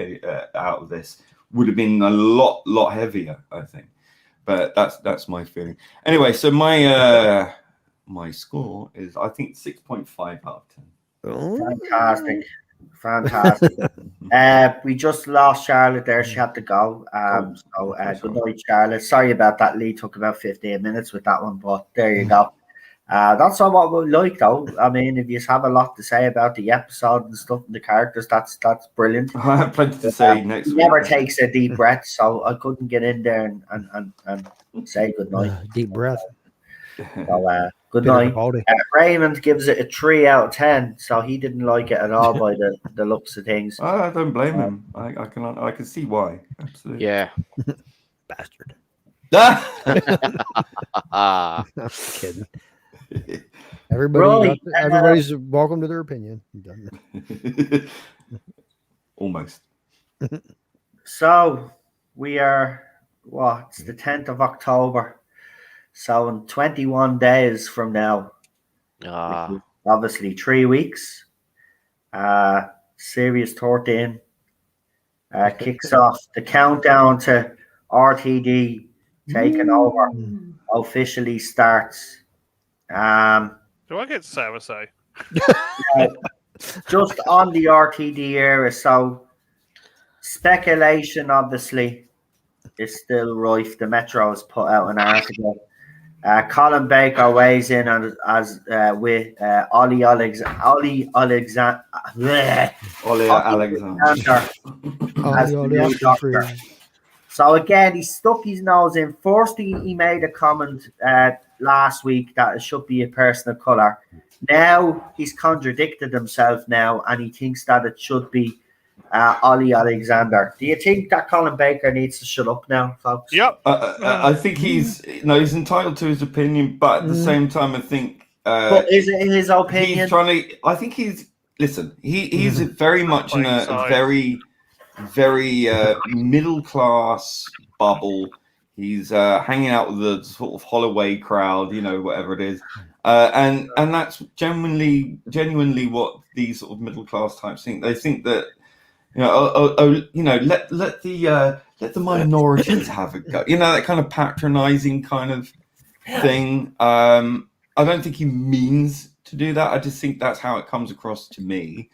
But I think he's very fair weather. I think he just wants to be, down with the kids. And, I think personally, he's probably hoping that it's someone like Jodie Whittaker again, so he won't be considered the worst doctor he's still not anymore. Considered the best. He doesn't have to pander anymore. Colin, you're not the worst doctor anymore. It's Jodie Whittaker. That's without a shadow of a doubt. But the more bad doctors there are, the better he goes up. You see in fairness, I will say that he grows up in a very feminist He wants more work. His daughters are feminists, and his wife was a feminist as well. So, so he lives in a very female dominant household. He's carrying his balls in a purse. But the thing about it is, the reason why I bring it up is because I just hate his hypocrisy. Last week it was a person of colour he said should be the next doctor, right? And now this week, should be Ollie Alexander. Like, make up your mind. Is it Ollie Alexander or is it like a person of colour? Make up your mind. And then you have Lenny Henry coming out again with comments about, they'd rather cast a dog than a black person. Well, we did have the Root Doctor. Are you just if they cast Joseph Patterson, I think I would be more than happy. I think he's a great actor. Yeah, pissed because he's not getting any more work off the BBC anymore, which is fair enough.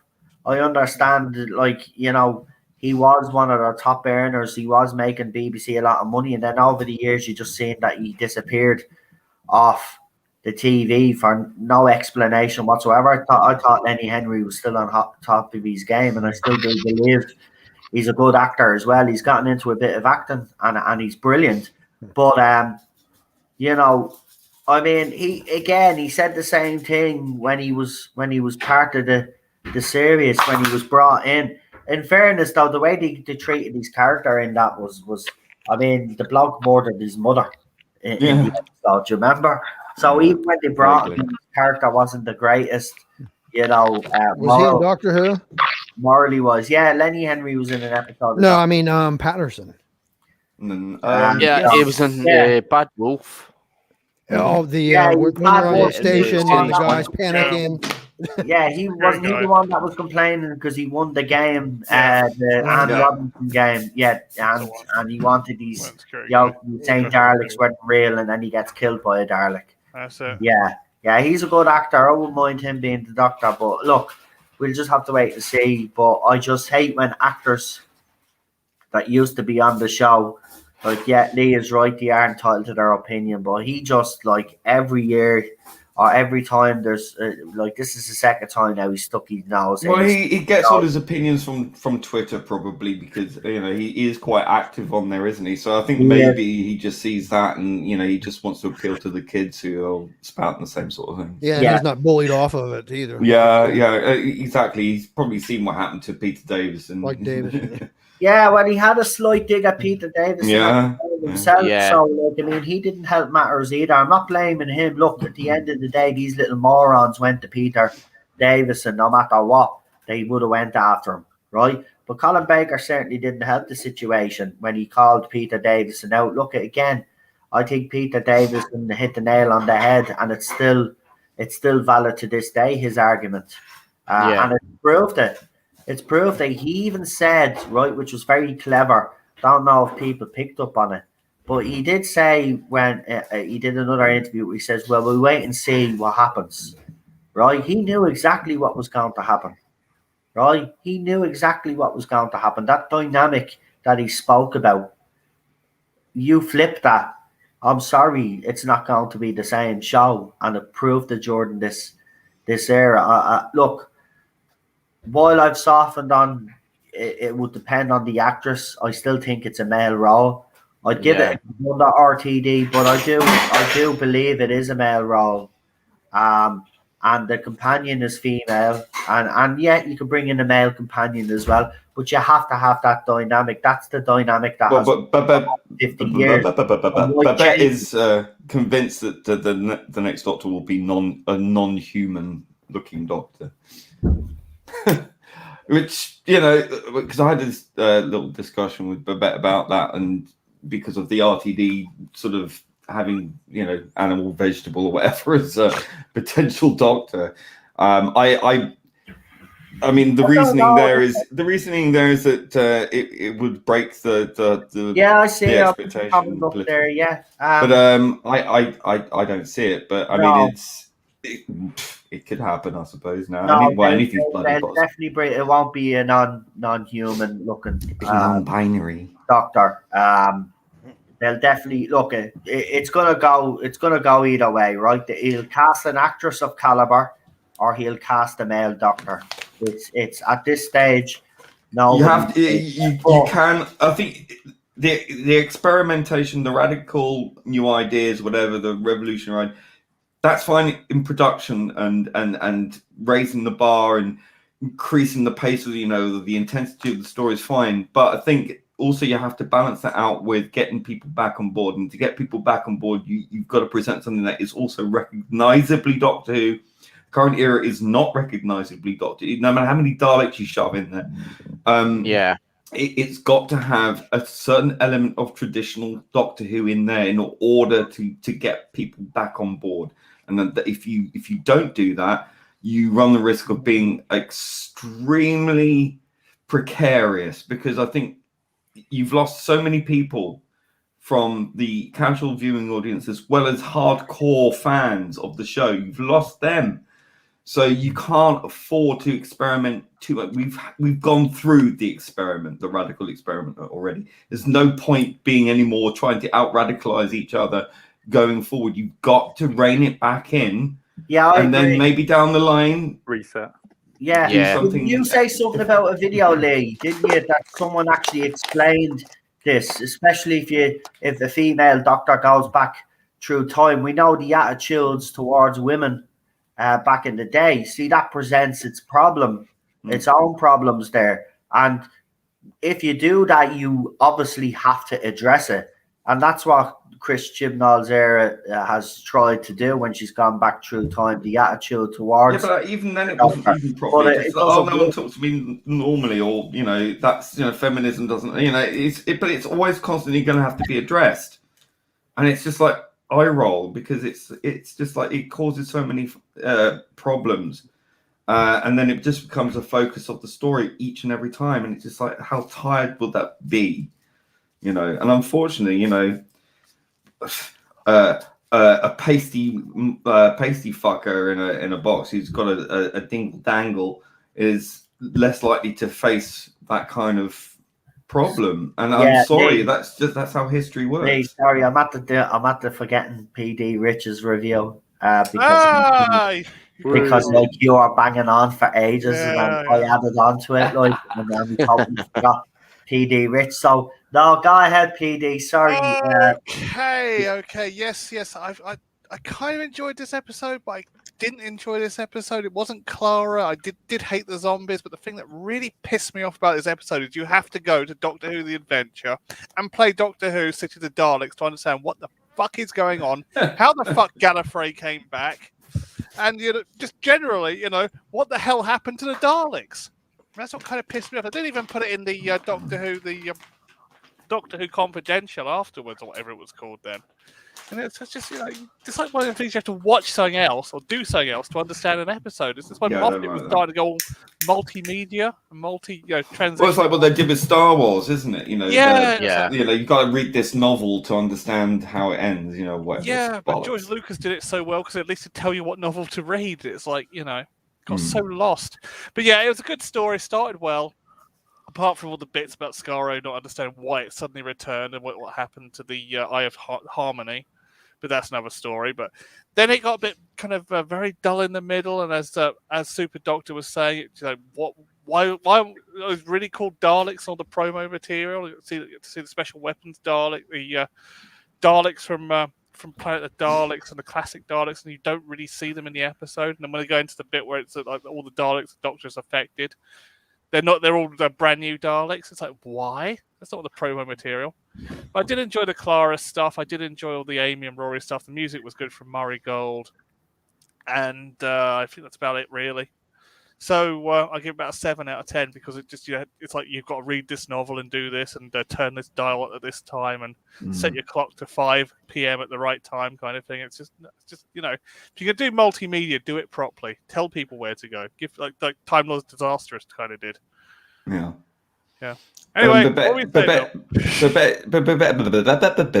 is saying those expecting return to what RTD did the last time he was showrunner would be surprised.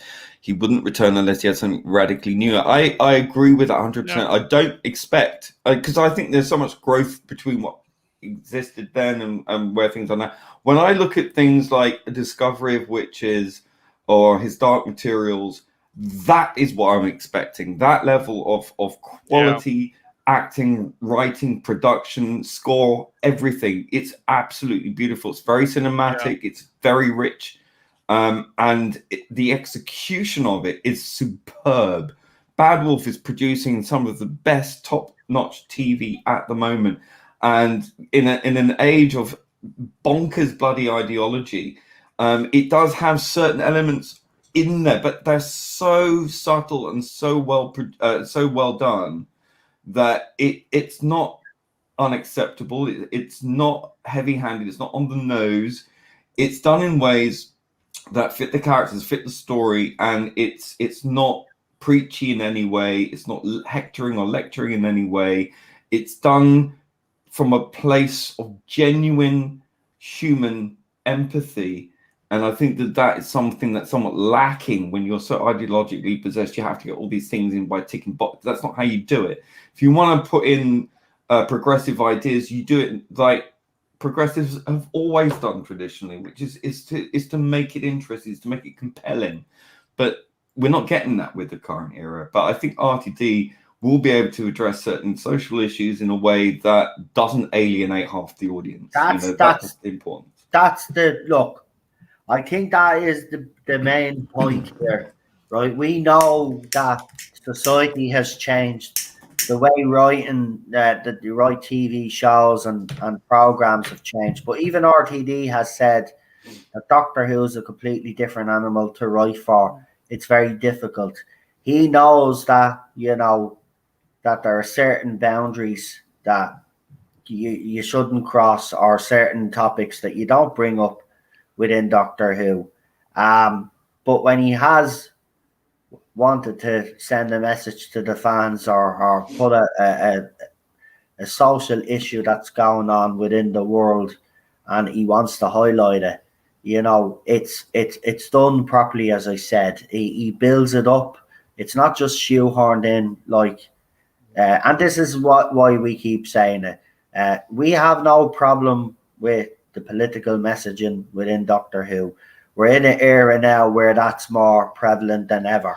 There's a difference between injecting political messages and storylines to out and out propaganda, which is exactly what we got have for now. Syria. Yeah, exactly. The story But has to come first.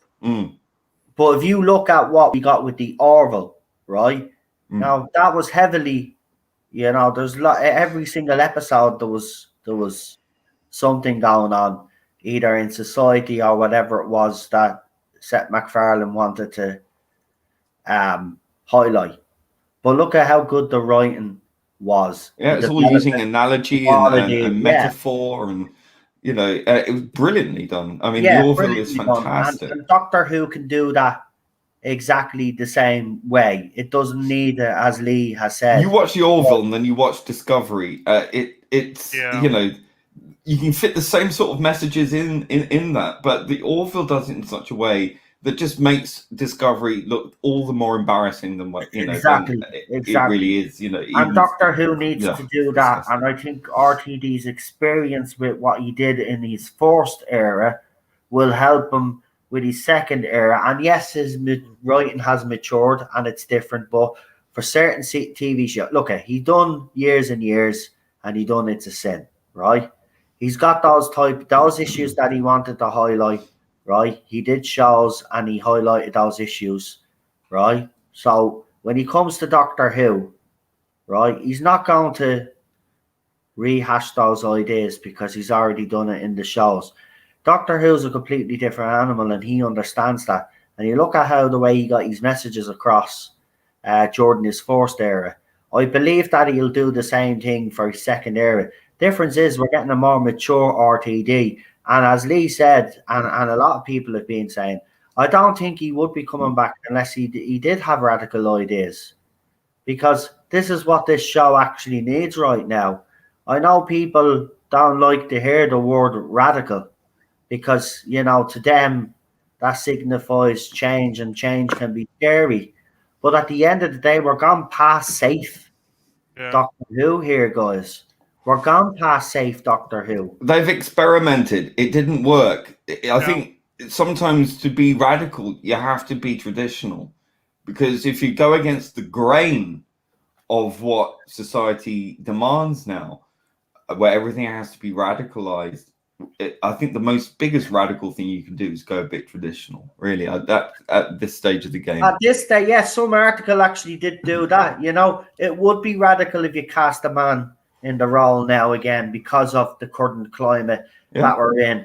And it does need that, but so does the writing. And I will agree with Mega Geek said this a lot on Series 12 panels, that Doctor Who's writing, it needs to grow up, it needs to mature. And I think it needs to be the level Bad Wolf is doing at the moment, which is phenomenal. Yeah, exactly. And RTD has matured now as a writer. So I do think that his writing, I don't think we'll get the silly monsters like the Slovene and stuff like that. I think we're going to start getting more serious stuff from him now. But I don't honestly believe he'd come back if he didn't have total control and he didn't have a radical idea. Now, whether fans will buy into it or not, we'll have to see. Right now, I'm just optimistic because he is back of what his previous work, and the work that he's done recently has really captured the public's attention. So right now he's hot.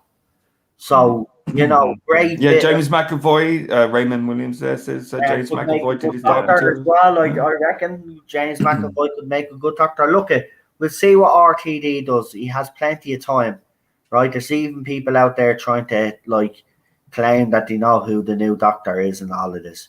Remember, right? People out there were saying that Sally Wainwright was showrunner and it was nailed on. And it was going to upset the Not My Doctors and all this because she was going to cast a female doctor and all of this other rubbish, right? They had an agenda, right? They did videos on it, and I came out and I did my own video and I called it bullshit. I said that she wasn't showrunner. She wasn't even picked, right? And what happened? Well, we all know what happened. RTD was announced, which I still think is peculiar. But I want to ask you all something. Obviously, the marketing campaign, it was a publicity stunt, as we were talking about on this channel. I just bloody knew it was, right? I think it's the most pathetic thing that they've done. Even some of the hardened followers of this era have come out with tweets to say it was pathetic. Who were they trying to reach? 3,000 people on Twitter. Like, it was really, really bad. But I want to ask you about this Doctor Who flux, guys. Obviously, that's the name of this. I think it's arc or the whole series. So it'll be Series 13, obviously, on the box set, but it'll be Series 13, Doctor Who flux, right? So first of all, what did you think of the marketing campaign? And we'll start with you first, Alpha Omega. Not much. Fantastic as ever. Deep analysis there by Alpha Omega. You mean, all these baddies are coming to get us. Oh, I'm trying to be independent. Oh, that.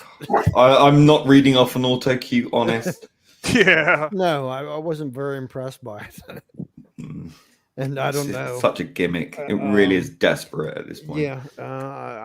Unless you're diehard Jodie fans, I can't see them bringing anybody back or,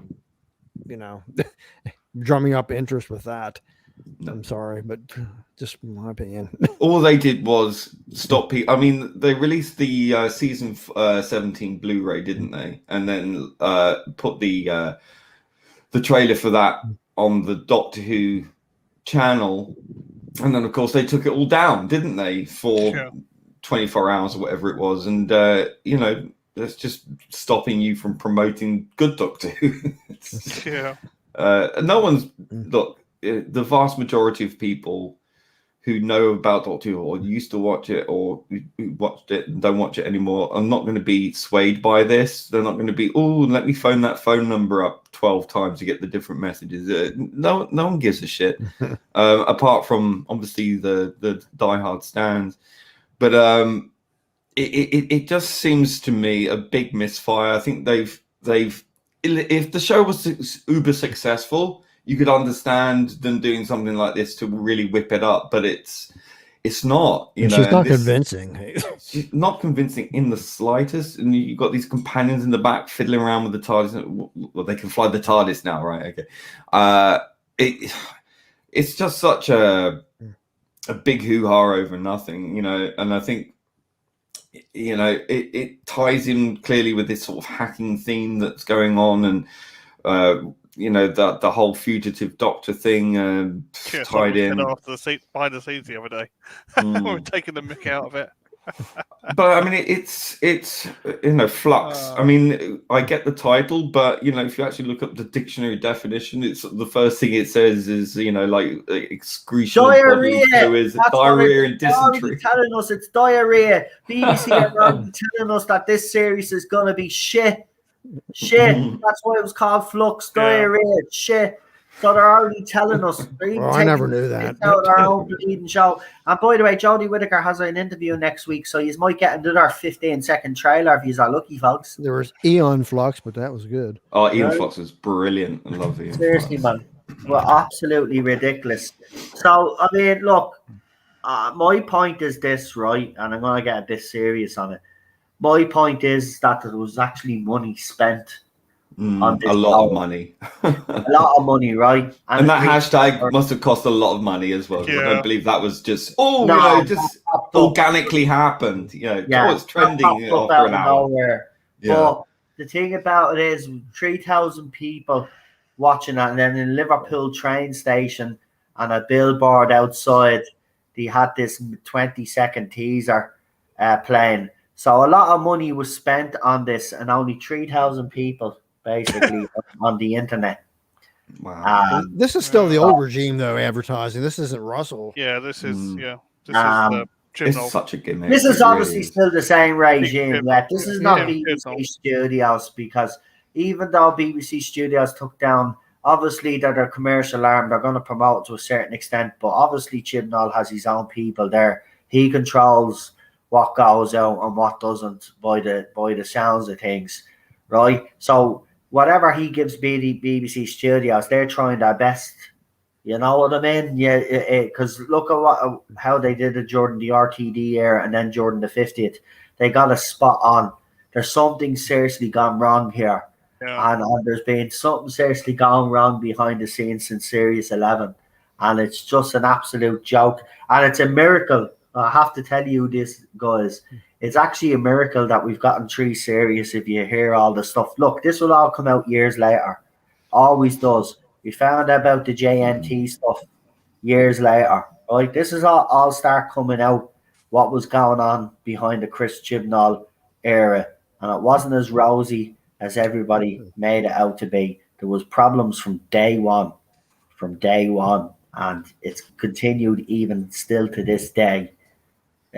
So, Chris Chibnall's era has not only been divisive with fans and the British public, but behind the scenes as well, people have literally fought him on stuff that he wanted to do in the show. And in some cases, they won, right?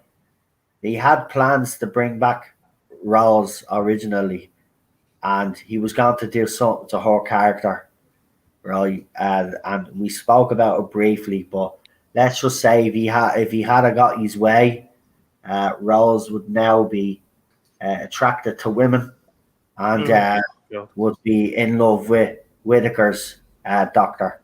But that doesn't even make sense.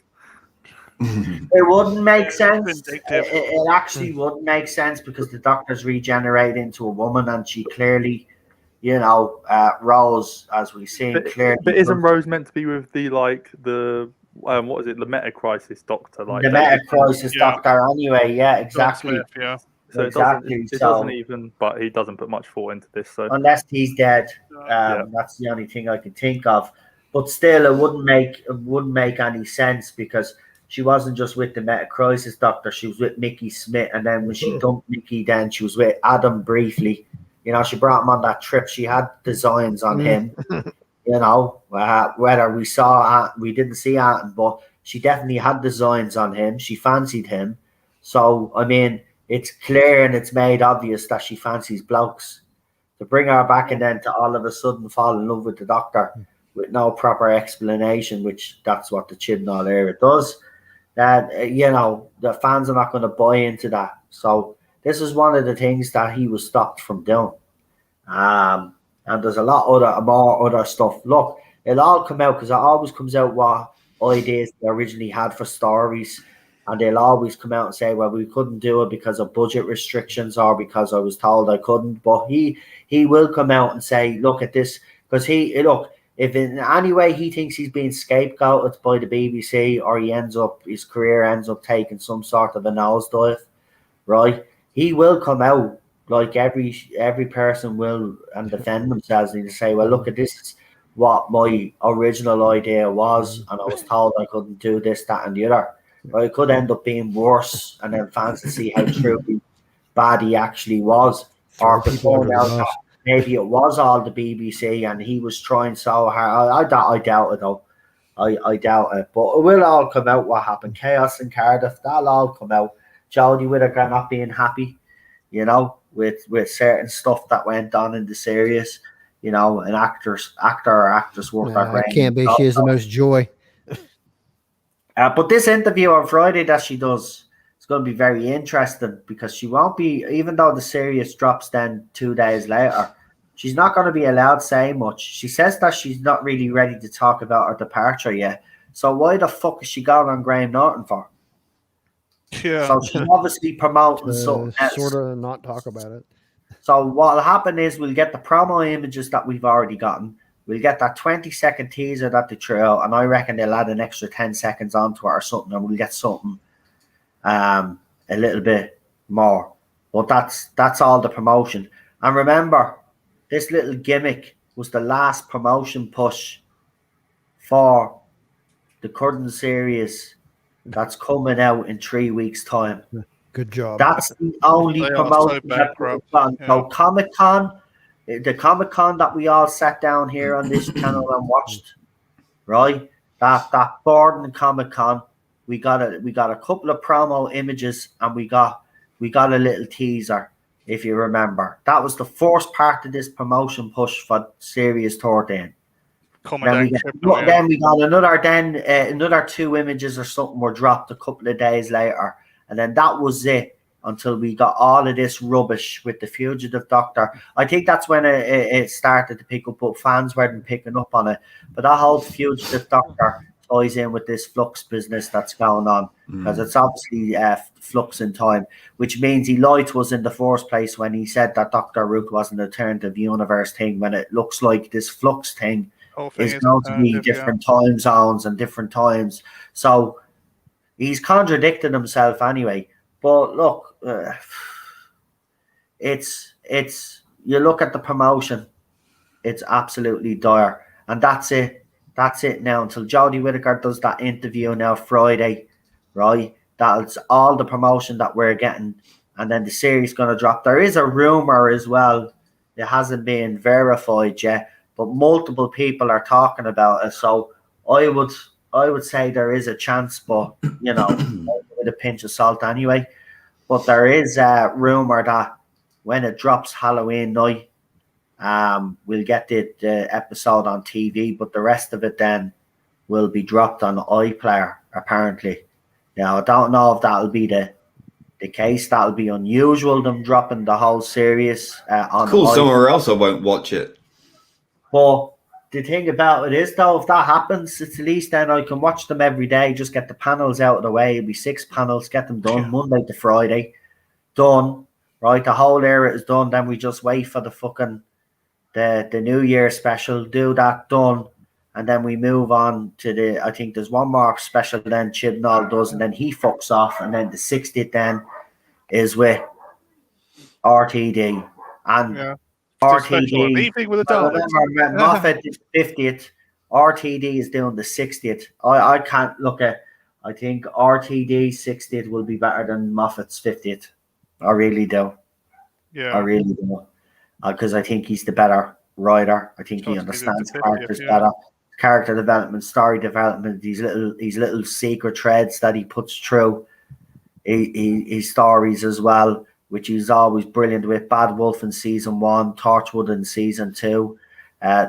Season 3 was obviously Yana, obviously the return of the Master, and obviously in season 4 it was Rose returning. We seen little flashes of Rose and stuff like that, so you knew she was coming back. And the bees are disappearing. That was another little thread as well. That all, by the end of it, all made sense. So this is what he's going to give us. And remember, this is a more mature RTD that's recently won awards for his last 2 shows, so he's on a high. He doesn't need to come back to Doctor Who. I want to make that point clear. He doesn't need Doctor Who, right? He could go off now with Bad Wolf Studios and produce something else, and it probably, it do very well because he's on a high right now. All the hype is around him. Doctor Who needs him. BBC Studios need him. BBC are banking on him to make this show a success. He doesn't need Doctor Who. He doesn't need to come back. He's already successful. He's more successful now ever since he left Doctor Who. So there's no reason for him to come back, except for the reasons that he pointed out, and he was quoted to say he'd come back if the show was on its knees, and he'd only come back if he had, because he had no ideas. He said he'd ran out of ideas. So he obviously has ideas. So let's see where it goes. The casting of his Doctor and his first interview. Firstly, his first interview, because and I mean his first proper interview, and I reckon that'll be in Doctor Who magazine. I don't know when the next issue is out, but I reckon he'll probably feature, because they haven't really, even Doctor Who magazine, when it comes to Series 13 promotion, look at it, it's got a little piece, right? It's got a little piece in the magazine. So it's like as if they're trying to bury this era, to be quite honest with you. That's what it looks like to me. But his first interview, proper interview, will be absolutely important, I believe, for fans out there that still haven't made up their mind, because they'll want to see what his thinking processes are. Well, because he will give hints. That's the best thing about RTD. And he does an interview, right? He's a very clever man, very articulate, but at the same time, he's very good at dropping little hints of what, he has planned without giving too much away. So yeah, with an RTD interview, you have to pay real attention to what he's saying. And I can't wait for those interviews. Again, it's going to be brilliant when he does come back and when he does an interview, and I could come on stream and analyze his interview and talk about it, because I know there's going to be some stuff in there. But the casting of his Doctor also will be important for some fans. And I do have a feeling that even though he is looking at both men and women, I do believe that he will cast a bloke. Only a few years back, a couple of years ago, I found an interesting video on the BBC's Reuters YouTube channel, and RTD, and this is when Jodie was arguing the role, and he's talking about writing and how difficult it is, but then obviously it always goes to Doctor Who, and he was referring to the Doctor as a male, even though the current Doctor is a woman. So even in his interview, he didn't deviate and say now the Doctor is a female. He was talking about the Doctor in male terms. So to me, that's a sign that he hasn't changed his stance on the Doctor. I think he does believe, he won't come out and say it out straight, but I do believe he believes the Doctor is a male role. Let's hope so. We'll wait and see. I agree. You Believe it while you do it. You can't do another female Doctor now, though. Yeah, I've got to rest that now. for a couple of years. Soon. It's too soon because Jodie Whittaker's Doctor and Chris Chibnall have made sure that they ruined that for any woman now to take over. I think it's a poison chalice for a woman right now. So yeah, let's hope he makes the right choice. But look, whatever choice he makes, I'll still be behind him until I see what he puts up on screen. Remember, no one's talking of apart from the few people on Twitter talking about the current era, the next series. Really, people have already in their heads moved on to RTD. That's where most people are focused now. That no one's really. I mean, I think there's probably more people excited about season 17 on Blu-ray coming out than series 13. So I think that whole marketing ploy is just them desperately trying. Hey, remember us? We're still doing this thing. Yay! It's just everyone's just like, RTD, whatever. Fuck off. Look at RTD's announced. Like we've only briefly touched on this, but you right. Look at the lack of promotion we've already brought up, right? Mm-hmm. But also look at when RTD's announcement was made. Mm-hmm. Right, if you look at it into the context of what we know now that the series is dropping Halloween, right? Do you not think that the timing of it was very peculiar? Because in what way peculiar? In the way that the current series obviously hasn't dropped yet. The current showrunner obviously officially, right? Obviously behind the scenes they might have handed over the reins now because filming is either done or is just done. But the fact that the series hasn't dropped yet and the showrunner, well, they're supposed to, Jordan, obviously, when they announced that the series is going to drop, they do the press circuit. Jodie Whittaker does the press circuit, just like Christopher Eccleston did when he says that there was an agreement that he would step down, but then he found out through the press that he was being replaced by David Tennant. But he agreed that he would go without, making a fuss, and he'd still do the press junkets. So this is what I don't understand. That's why I find this announcement unusual, because Chris Chibnall's job now is to promote this era while it's going, doing interviews each week. When an episode's about to drop, it's all get our mouths watering about what's supposed to be. I think it was a stroke of. I think you have to look at it in two different ways. I think you have to look at RTD as a separate entity from the BBC. While he supports the BBC fully, he understands that there was a massive void left because of Chibnall's incompetence in terms of promotion. So I think it was a very good opportunity to reinvigorate excitement, and I think the BBC's thinking might be that will galvanize eyes on the current series as well, to ride off from that wave of excitement. I don't see that, but I can understand why they might think that is a good idea.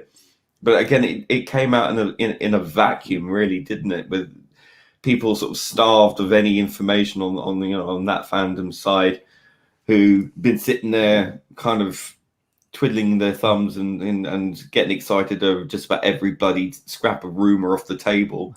Yeah, but I think the point I'm trying to make is if you're gearing up for your last series as you don't want to be overshadowed, as Chibnall is, why would you make the announcement that he's being replaced at that particular time when you know you're going to be releasing the series on the 31st of October? Because I genuinely, as I said, I genuinely believe that the BBC think that will galvanise eyes on the brand, regardless. That it's being talked about is better than not being talked about, kind of thing. But I agree. I think it's a two-edged sword. I think it really has kind of undermined the current series going forward, because I think ultimately most people have moved on now. In their heads they're just thinking, well, just roll on 2023. People are so over this. So I think it is a bit of a backfire, but I think they believe that invigorating and injecting a new not the opposite interest. effect, because everybody is focused now on RTD and not the current era. People are watching this current era of Doctor Who and are watching his Dark Materials or Discovery of Witches. People know that RTD and Bad Wolf means that level of television, right? People looking at the current era of Doctor Who and then looking at what Bad Wolf is doing, most people are going, oh, that's what we're going to get. We're going to get something like that Bad Wolf stuff over there. That's the thing now as well, though. This puts focus on RTD's other shows that he's done since he's left Doctor Who as well. So that fans that haven't actually watched his shows since he's left Doctor Who now will be interested to see what he's done, and will go back and start watching those shows. So that'll put more focus on his writing and his character development, which I still think is some of the best in the industry. Yeah. So, I mean, look, the casting is going to be very important. His interview is proper interview is going to be very important, but I think this has backfired big time. Nobody gives a fuck that it's called Doctor Who Flux. I mean, come up with something. I got a question. Can I ask a question? Yeah, go ahead. This upcoming series that Chibnall's doing, does this fall under the edict when the BBC told him, get your crap together and quit doing what you were doing in the past? Or is this still going to be old Chibnall stuff? No. He has been told that he needs to correct a few things in his era and tidy some things up. That will happen. This is why I think this flux thing. That's why I think this flux thing is happening. This is his way. He's doing what he contradicted himself on. He so all the old monsters he's bringing back. He's obviously doing alternate timelines, because why the flux thing? That would suggest that there's a flux in time. All the old monsters he's bringing back, he's not going to screw them up. It's all a mistake. It was all a. Sorry, Cameron. I know. I was going to say it's in his when he did the Comic-Con panel as well. When he said, he was like, "What can you tell us?" And he said like the word swarm was I saw people on Twitter were saying like the swarm could stand for like the monsters coming back, so like the S. Yeah, Sontarans, Weeping Angels. Yeah, I think the R was the Ravagers, which he said in that clip, and then it's like the Master could be the M and things like that. So it's like out of the how many episodes you have, like 9. That's like some of the monsters that will be back. But it's just I think as well, like going back to what you were saying about the Russell T Davies news. I think I saw some like people saying that it could have actually been leaked and they could have had to announce it, otherwise someone else would have announced it. So they someone might have found out and gone. Yeah, I said that last night on the channel. Yeah, I thought that's why they probably announced it because I still think that the announcement was peculiar. Yeah, I think that timing. BBC really wanted to wait until either this series dropped or until after the main series finished, because we still knew that we were getting Chris Chibnall specials, and then announce it then. But yeah, I think that makes more sense that it was probably likely to be leaked. So I think that's probably them wanting to get ahead of it. I Yeah, just that want to makes know more he's not sense. going to screw up the classic adversaries from the I don't past. know what. I don't know what Chris Chibnall's going to do. To be quite honest, what we've been told is he's been told that he must fix some of the issues that he created. He's got I think we're going to see some alternative timeline aliens. Yeah, I think yeah. alternative Sontarans, So that could be alternative an Weeping excuse Angels. for screwing them up. Yeah, so then I think It's a it'll. bit like the what's that the Troughton story, the War Games, is it? It's a bit like the War Games, isn't it? Where they like different time periods they Well, They I didn't mess have- anything up. yeah. So I think again he's no originality. I mean it is there. BBC Doctor Who Flux, the 31st of the 10th, 2021. I mean Flux.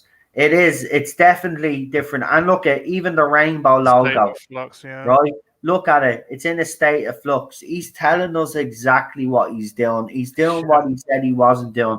So, which means now the Root Doctor is obviously an alternative timeline doctor. She has to be. That's the explanation there. So that's already Right fixing from something Pete's that world, fans yeah.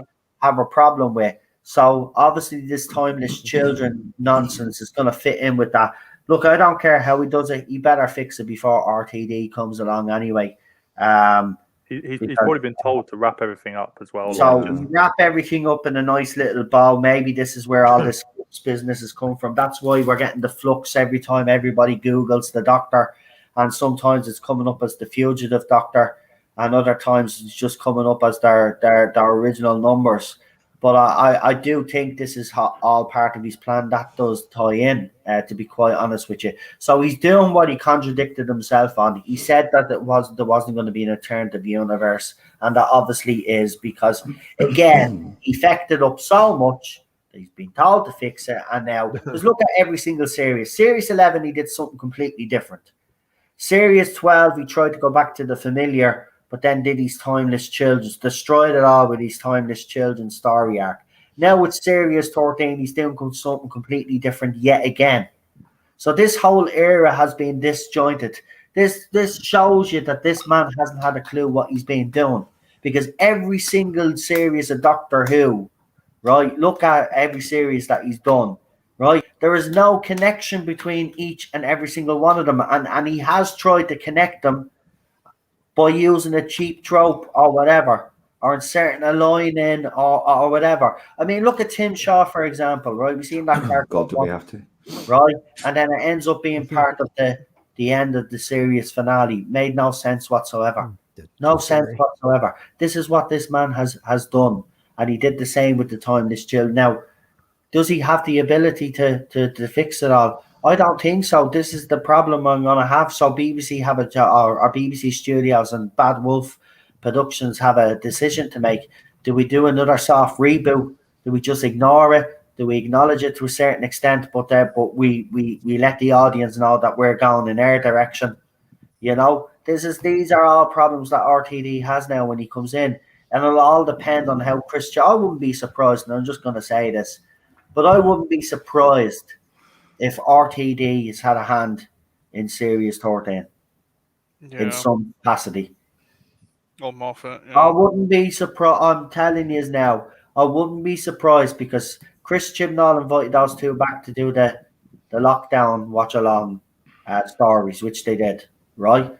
Whatever since then, as I said, that's when the decision was made to get rid of him and decide, you know, and then obviously Moffat and RTD wanted the show, which I told you is on this channel, and look who's got the show now, RTD. So what if it was already, look, this, I've been told that this has been ongoing for months and months. Like, this is not just a decision that was made overnight.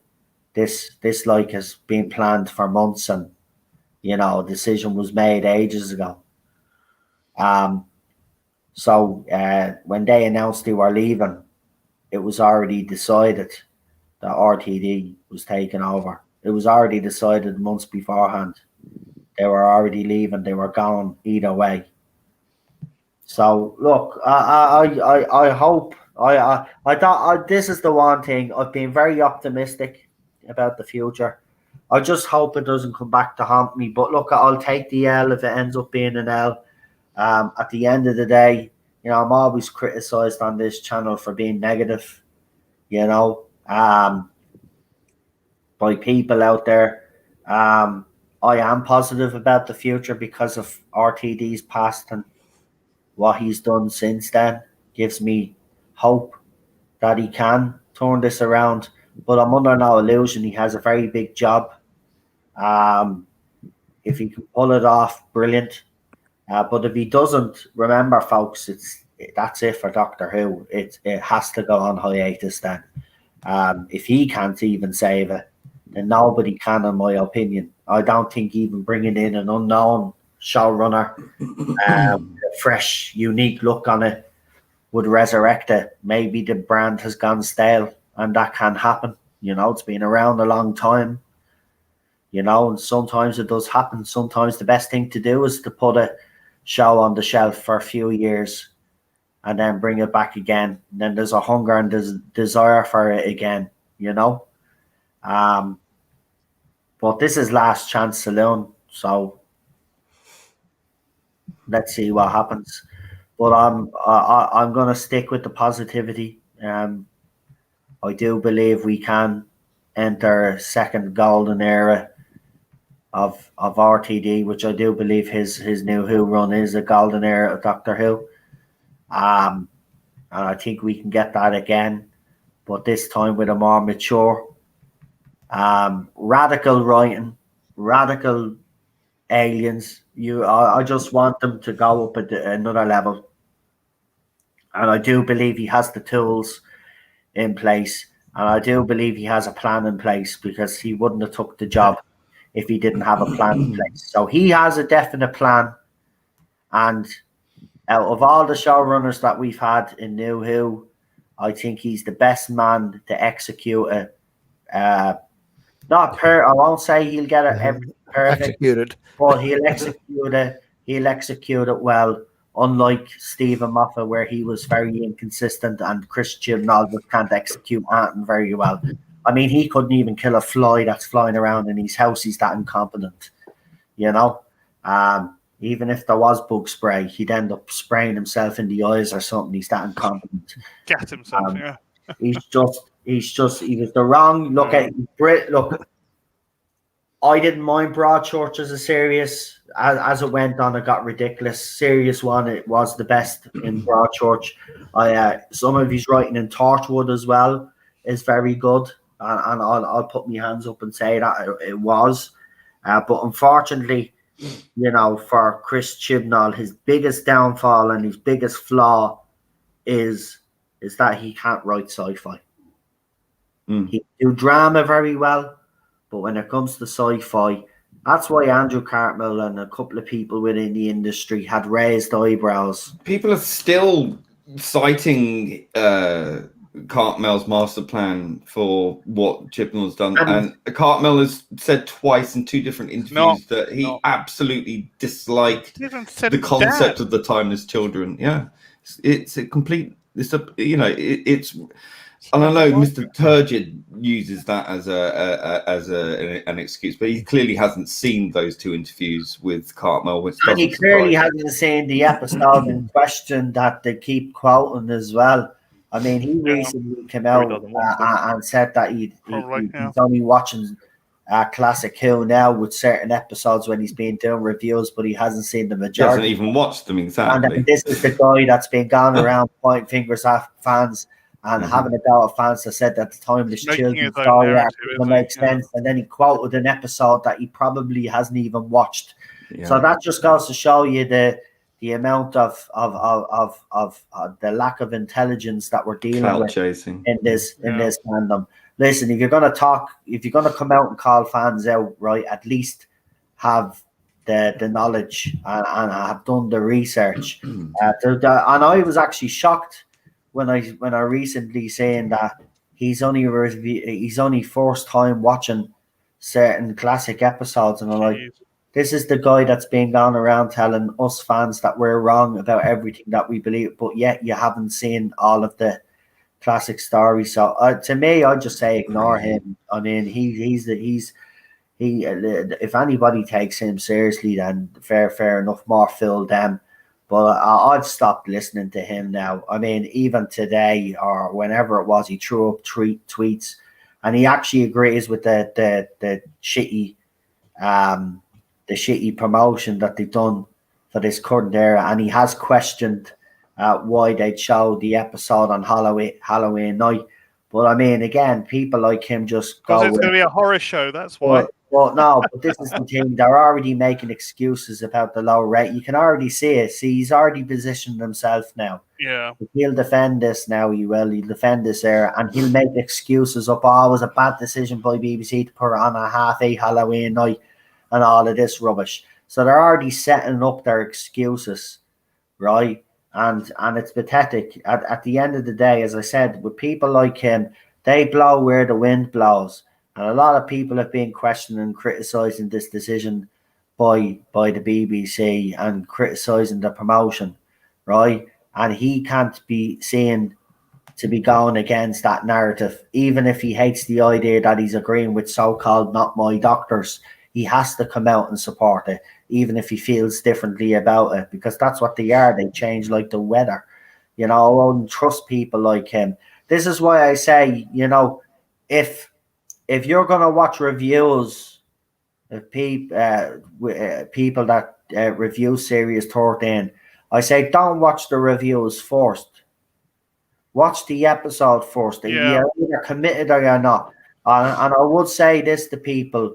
Don't judge your viewing experience based on reviews. Watch the episode first. The whole idea of you going and watching a YouTuber like myself after I've watched the episode is I come on and give my opinion. The panel will as well. Yeah, if you watch the episode right before you watch the panel, then it's at least then you can come onto a stream, then into a live chat, and then you can either agree or disagree with what the panelists are saying. Exactly. I would not let anybody tell people that they should and shouldn't watch this based off their own opinions. Because remember, folks, we all have different tastes as well. So, for example, most of Series 12 I didn't like, and obviously I hated Series 11. But if you're just listening and taking my word for it, well, you're never going to know unless you actually watch it yourself. And another thing as well, if you watch the reviewer first, proof right, is in the eating. and watch that episode, you're watching it thinking about what the reviewer had said to you about the things he didn't like. You know what I mean? Then you're focused on that, and then you're saying, oh, I don't like that either.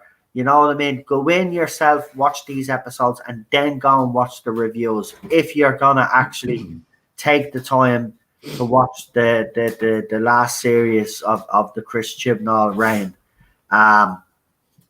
But don't be swayed by reviewers, and that includes myself as well. I'll be reviewing it, but watch these episodes first before you come in and give you our own opinions, because opinions can be skewed by people like myself that have a different opinion. Because if you watch a reviewer first before you watch the actual episode, as I said, you're going to be focused on what the reviewer was saying about that episode.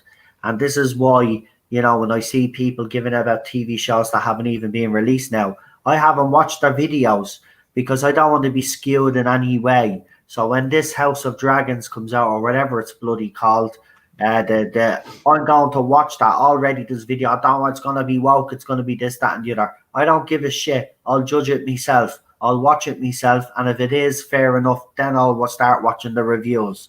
But I won't watch anybody's video right now because I want to. It was the same with the Bond stuff. I didn't really take notice of the Bond stuff either. I'll go and watch that movie myself. It ends up being as shit as people have made it out to be, fair enough. But I'll make up my own mind, you know, and that I think that's very important as well. And this is why I said anybody that's coming on the panel for the Series 13 reviews will have to have watched the episodes. So you have to commit to watch Series 13. Unfortunately, that's a too big a commitment. Lee's already decided to rule himself out, which is fair enough. He's sticking. I'm not brave enough. He's sticking to his convictions. So I like someone that's too drunk at Christmas. But as I said, I've already had a few people come to me already anyway on Twitter, showing interest and desire to do the panels, and we'll have Charlotte with. So we've got a few people that are willing to take the risk with me. So yeah, I'll take my hat off to you. Yeah, so we could go on all night, but we're past the 2.5 hour mark, so we'll leave it there. But plenty interesting times ahead. That's all I'll say. And let's bring on the RTD era. And remember, the countdown has officially begun, because on the 31st of October, this current era is coming to an end when it starts off with its first episode. And, you know, with every episode now, I'll be getting more and more excited for the RTD era. I don't really give a crap about this current series, but I will go into it with an open mind, and I will give it a proper review. I'll give me honest opinions anyway, as I always have done. And, you know, I hope for the sake of the Jodie Whittaker fans, and I mean not the bullies, but the ones that have stuck by this era, I hope they do get something really good. And I wouldn't mind seeing the two of them idiots go out on a high, even though it probably would grate me up the wrong way. But look, you know, I just want the show to improve, you know. And if he did go out on a high, which I think is impossible, but if he did and he surprised me and he went out on a high, well then the job mightn't be as bad for RTD coming in. You know what I mean? And that's the way I would look at it that way. But look, that's just a pipe dream. It's bleeding fucking Chris Chibnall. When his hand never gone to fucking plan with that man. He's but the car of Doctor Who. But you know what? I love the fact that I am still hyped. I love the fact that I'm still speculating. Other fans out there are speculating. You know, the fandom's gone into overdrive, you know, with their theories of what they think he might do, who he might cast, what the sonic screwdriver is going to look like, what the Tardis interior logo, music, all of this. That's what fans are talking about. Nobody's talking about Series 13 except the few fans that it has. But, get rid of the logo. That logo is gone. That logo, look, that's a guarantee. That logo is gone. Because Moffat brought in his own as well, remember, when RTD left. That logo is gone, right? That's without a shadow of a doubt. But I didn't like RTD's logo in 2005. So, you know, he's got to up his game there, because I didn't like his 2005 logo. The intros, better than the music I loved, the themes I loved, but I never liked the bleeding, the Christopher Eccleston. I never liked that one. So he needs to change the logo, all right, but he needs to give us a better one than he did in 2005. That's all I'll say. Even though I don't like the DW one either that Moffat gave us, it was different. I don't like the DW Tardis logo. And it grew on me. Just give me bleeding something that look, it has to look amazing, because, you know, he's trying to sell something here. So everything about it will have to look spectacular.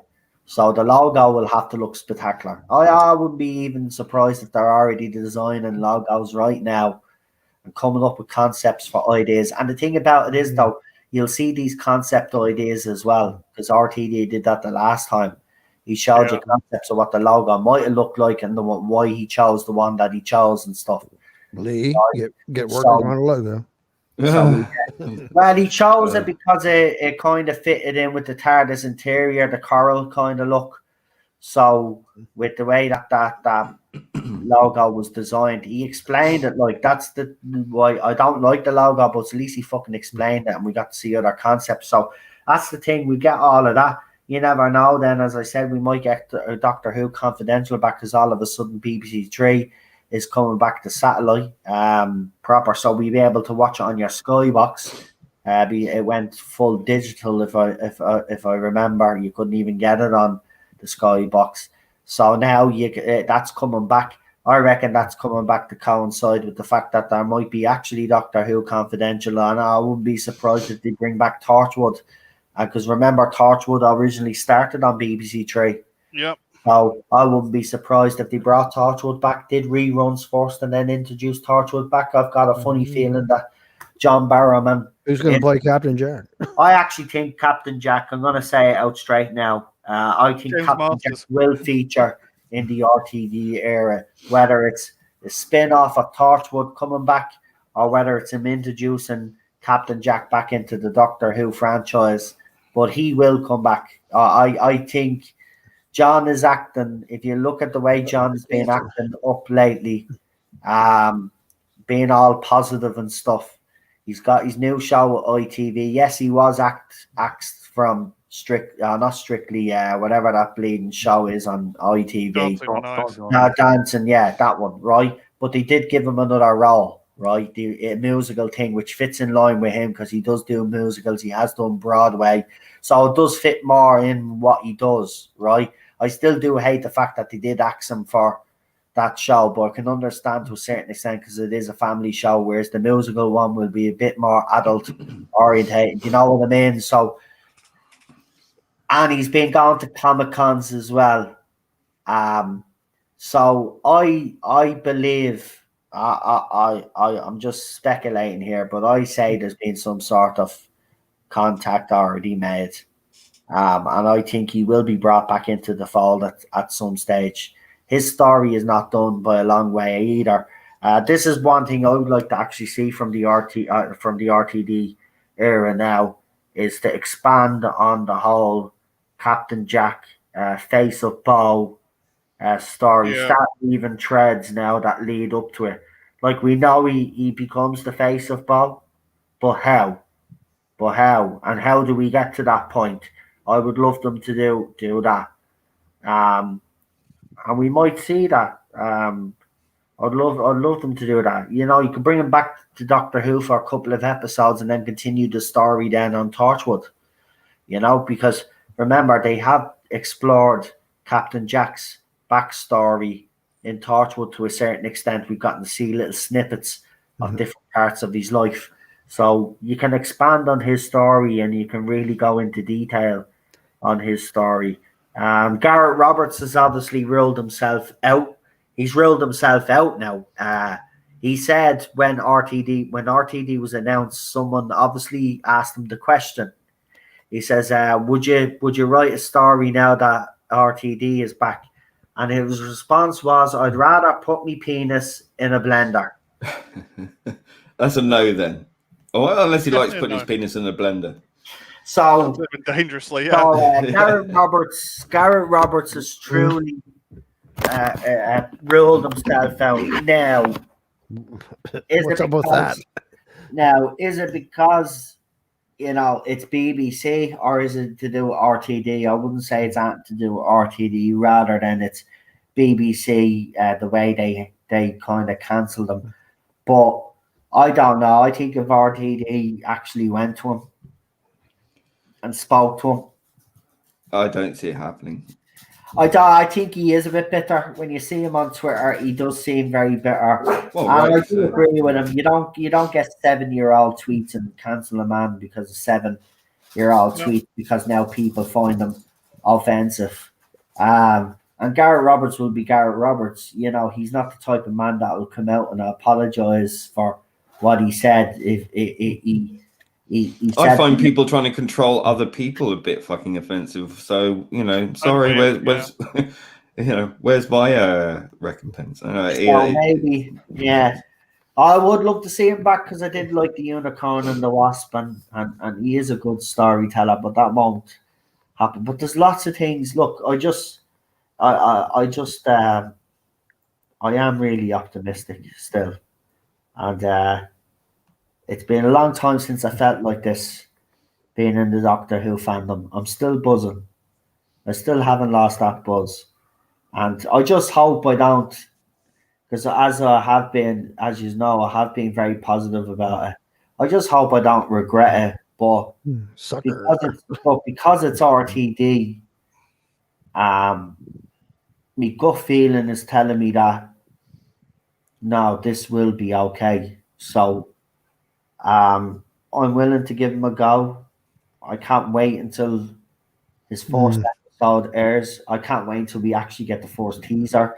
RTD trailers were always brilliant, folks. You all know that. I can't wait till we see his first trailer. This guy is going to be at Comic Cons and all. This is the thing. This show is going to be you. He's going to be at Comic Cons. He's going to do interviews. He's going to be everywhere, right? The cast is going to be everywhere. Fans are going to get to see what proper promotion looks like. This is going to be night and day. Right? They're going to make appearances at these Comic Cons because RTD is so great with his schedule. Right now, there are times where he has to have refilm stuff. He has said it is difficult, but he is very.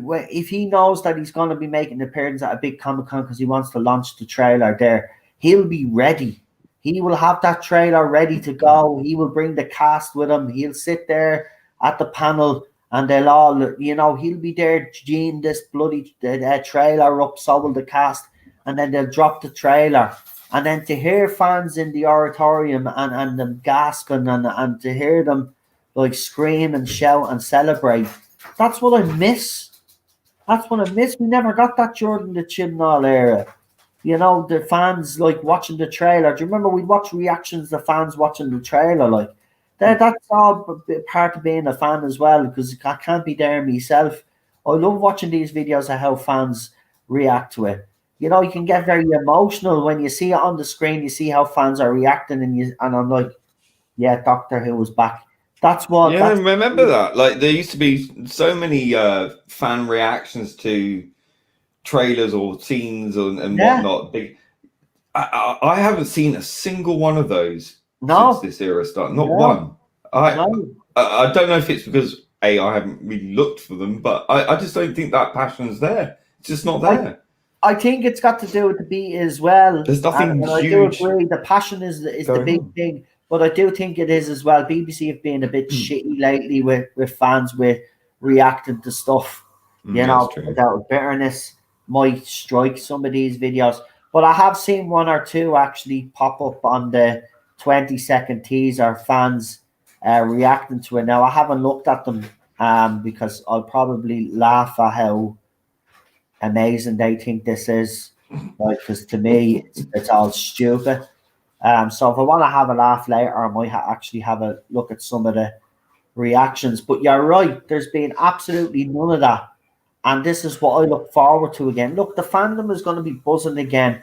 These people that are trying to bring us down right now, trying to ruin all their rhetoric that you don't know what you are really getting with RTD. Yes, we do. And we know that he's very political, and we know that he's very opinionated. But the thing about it is when it comes to his writing, right, he does it, as I said, and it's a very simple thing, the way I put it, but he does it it's done the right way. It's done the right way, like the way it was done in the Orville, the way he did it in his era of Doctor Who. The story is not secondary to the message that he's trying to get across. The message is interwoven into the story that he's trying to tell, but the story is obviously, and the writing, the character development are the most important thing for him while getting that message across. And he's done it so well over the years. So I have no fear that he won't be able to do this with Doctor Who. Again, it's just whether this guy can pull it off. And right now he's the hottest property it's not just in the British industry right now. I say obviously in the American market as well, because remember first time around with Torchwood they went to the States. So this is a good move. Whoever made this decision to bring him in, clever genius if you ask me. Now it's up to RTD now to prove. Well, he doesn't have to prove to himself because he obviously believes in his own talent. But for the fans out there that still are kind of hesitant to get behind this. He has to prove himself to those fans.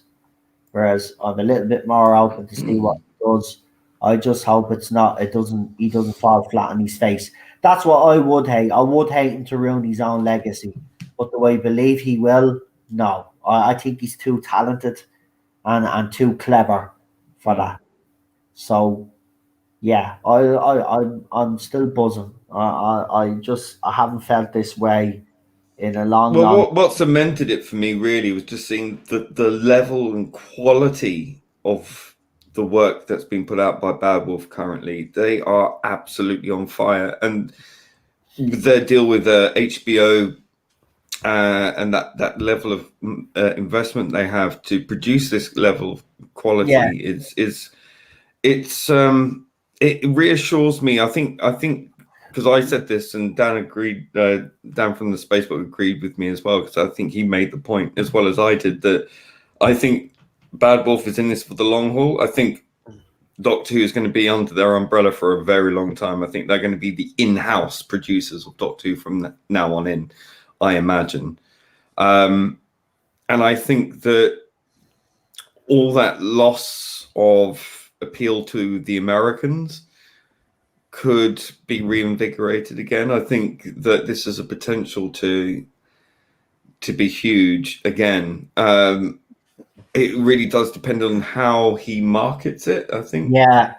But I think you know, he's a veteran of this, and he's a very clever man, and I think that he will undoubtedly be able to pull a few big names to appeal to that side of the pond as well. I think it's all but dead over there now. You know, I think there's something like 300,000 watching Doctor Who over there. If That's that, America, yeah. So it's a big job, but you know, Doctor Who 2.0, you know, in terms of the current New Who, I think it's potential. It could happen. I think with that, if they have the same level of investment, let's say if HBO are coughing up again, I really do think that there's a potential for. All I hope though is that they don't do a repeat of what happened last time, where Americans get everything first. You know, that annoys me so much. Well, that was mostly under the Moffat era, and that's true. That's very true. Yeah, it's like pandering to the States too much. What you can do is, if you're going to release it, you can release it on both continents or both sides of the pond at the same time, instead of the Americans getting an exclusive first and then we get a few days later. Nah, I don't want that to happen. We all get the exclusive at the same bloody time. Americans, look, when the 50th anniversary year came out, it didn't matter when the world premiered that movie, it came out at the same time around the whole world, was dropped at the same time around the whole world. Did it affect the figures, the viewing figures? No, it absolutely didn't. Nah, we just heard it first. People watch it in the millions.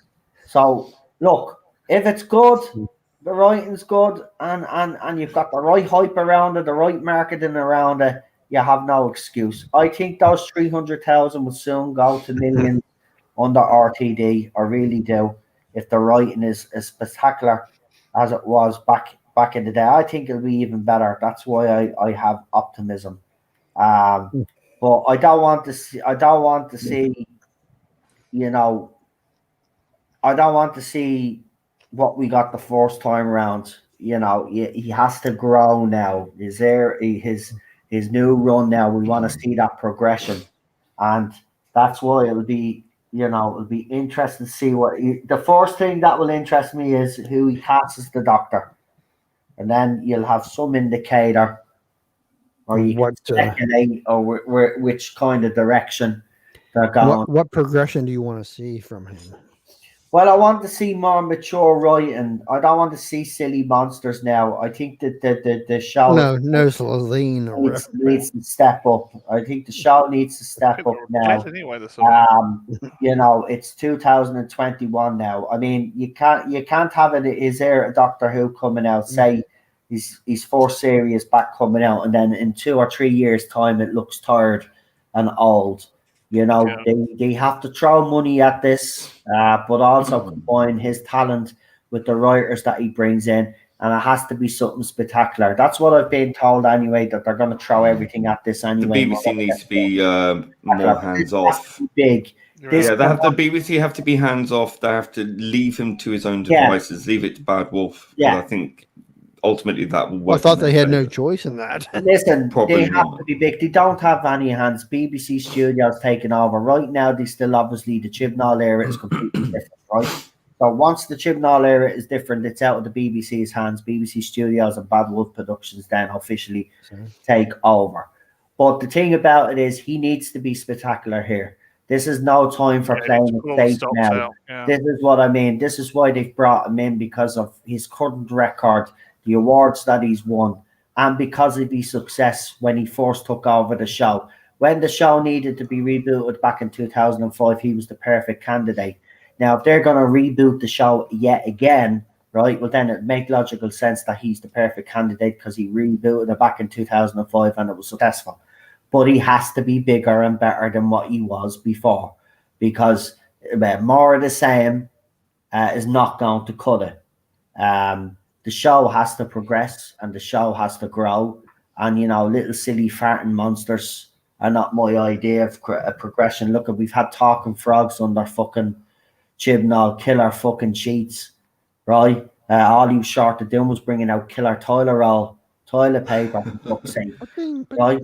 This is a bubble, exploding fucking bubble wrap, right? This is the shit that we got, right? So that's all baby fucking stuff, right? The show needs to fucking grow. I want to see more eventually, not now, because Chibnall's done the fucking Daleks, but I'd love the Daleks to come back more sinister, Cybermen to come back more sinister, but redesigned.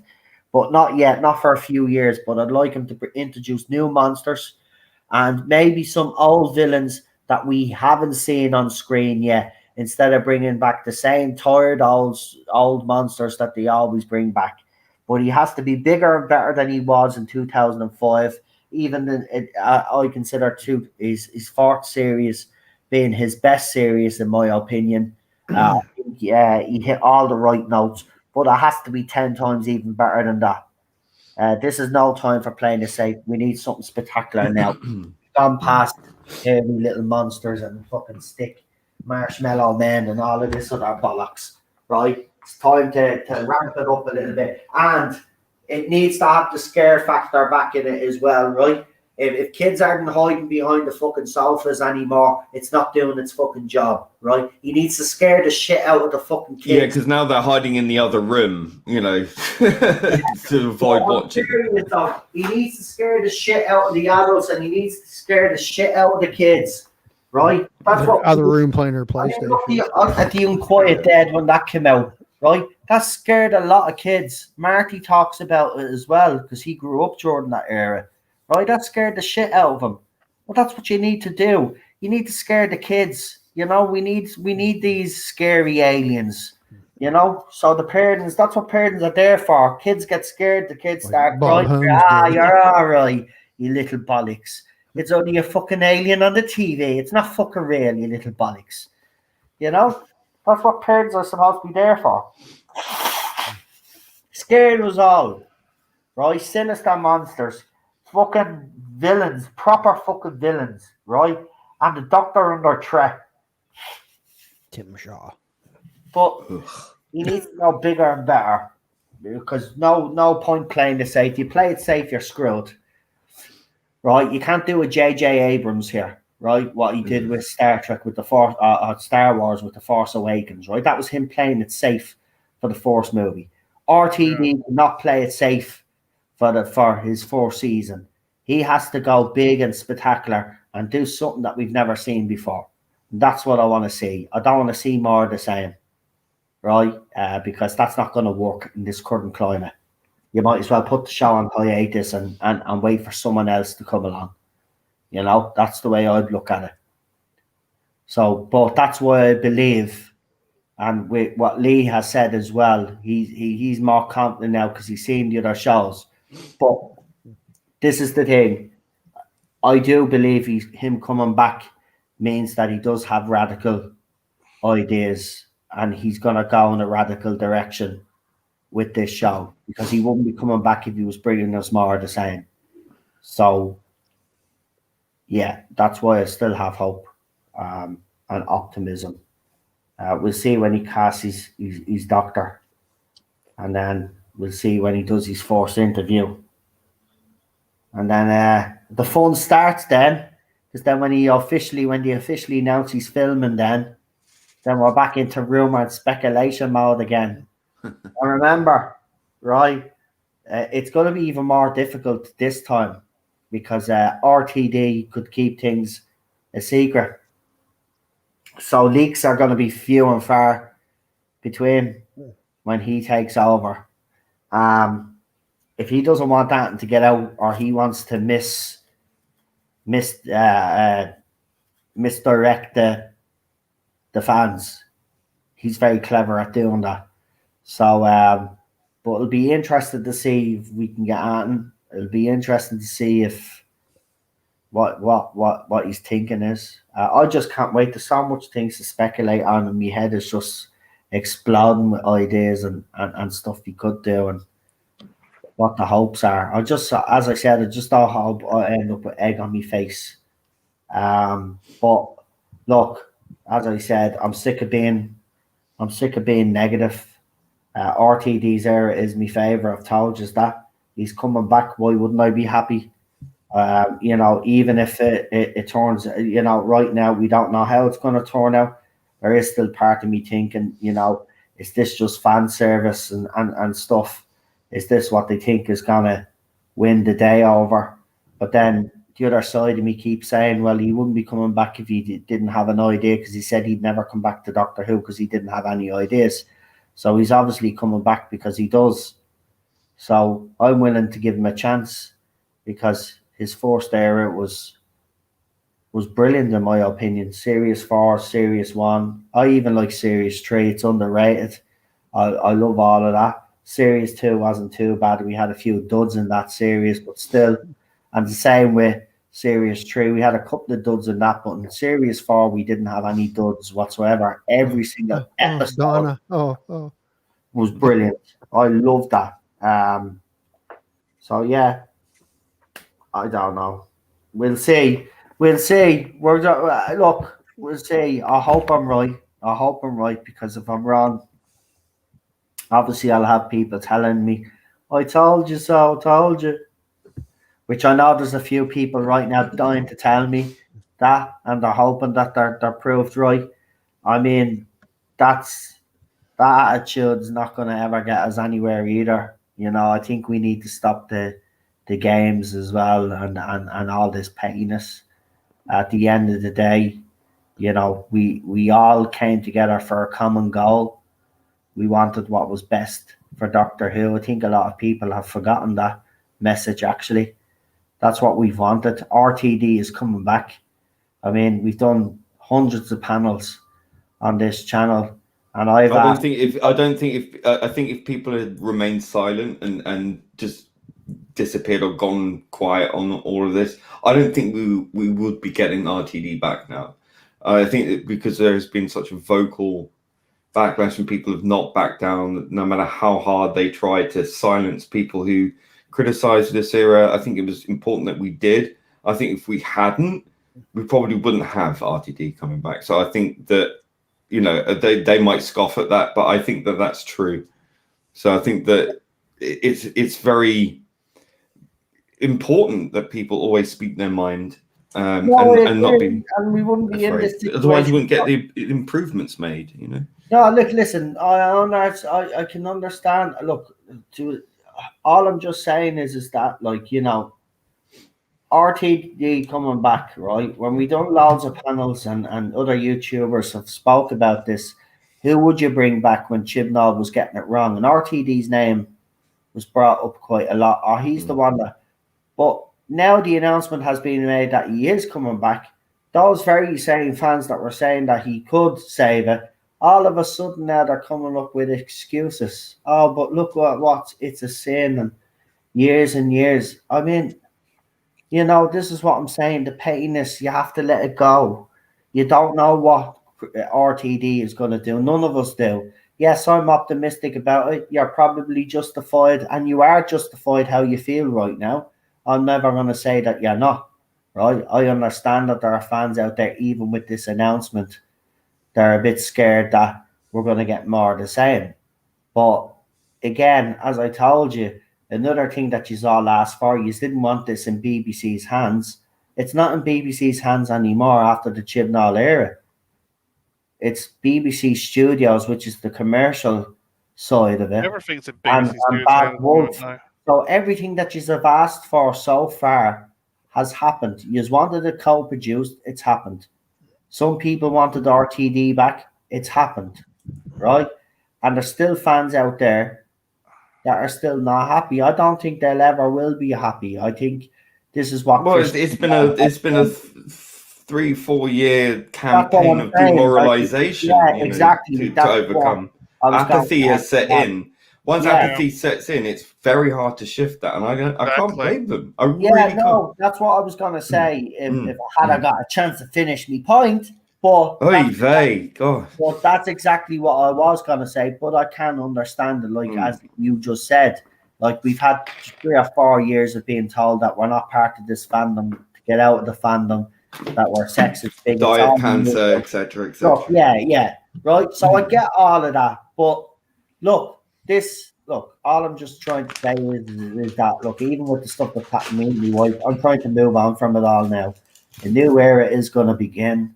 I want this to be, I'm hoping that it is an exciting time for Doctor Who and the fandom. And I think we all at some stage, I haven't let go about what BBC has done. Don't get me wrong, but RTD is coming back. That has to be something. And with what he's done recently, he's won awards and stuff, and he's on a high. The fact that he wants to come back to Doctor Who, and as we said, I was told Gorminator said it in that interview that I did with him, Eddie Ascaro on Twitter. They said it. This is a full-blown rescue mission. He's back to rescue the show. RTD cannot save Doctor Who unless the timeless child is removed from canon, but that's not going to happen. I keep saying happen. Okay. I keep saying this to fans, right? It's the same with Star Wars, right? If you don't like the sequel trilogy, that's fine, right? You can ignore them and say that they're not canon. That's fine. That is your right. Unfortunately, Disney doesn't look at it that way. Disney looks at those movies. Yes, there are people out there that say that the movies weren't a success. But in Disney terms, or to Disney, they were a success, and they do have an audience, right?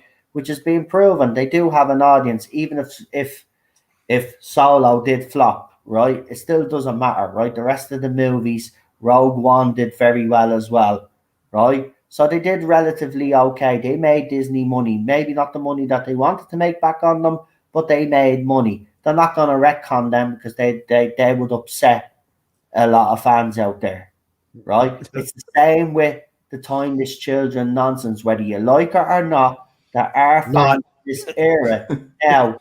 They're few and far between, but there are still fans of this era, right? They're not going to retcon the timeless children because it upsets us. Because if they did that, they'd upset the other side. And that's the side that they fear. That's the side that cancels people. That's the side that use bully, intimidation, and all the other tactics that they use. Right? They drag people through the mud.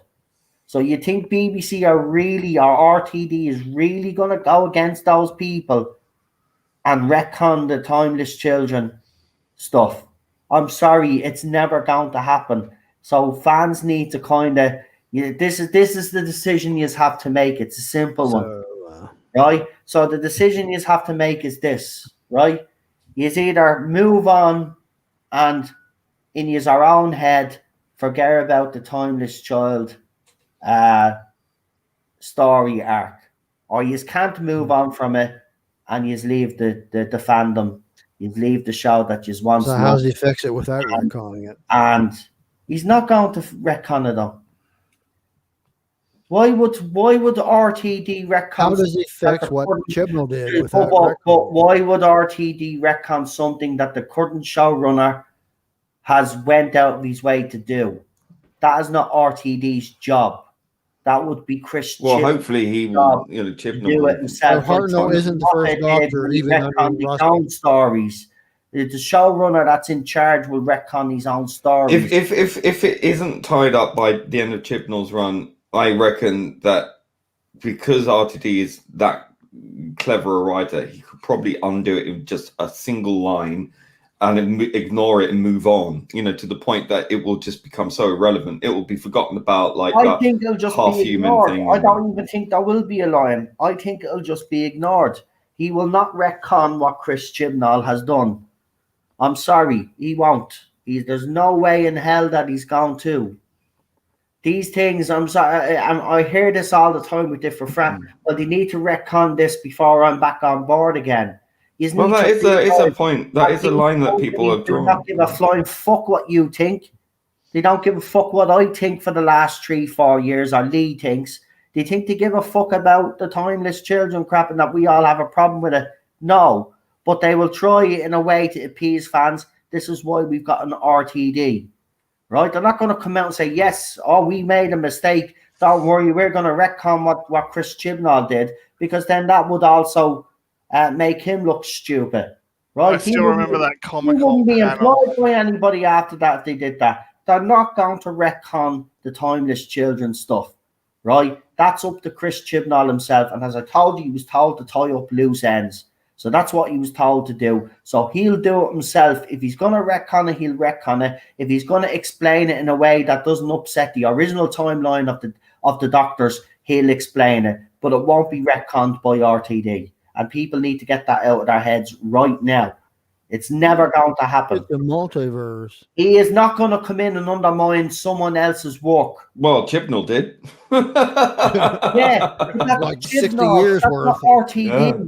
Right, that's not Stephen Moffat. When Stephen Moffat did his thing, he did say that him and RTD had a bit of a fight because he was doing something with concerning the RTD, but the RTD gave him his blessing in the end and let him do it. This was the whole bringing Gallifrey back, right?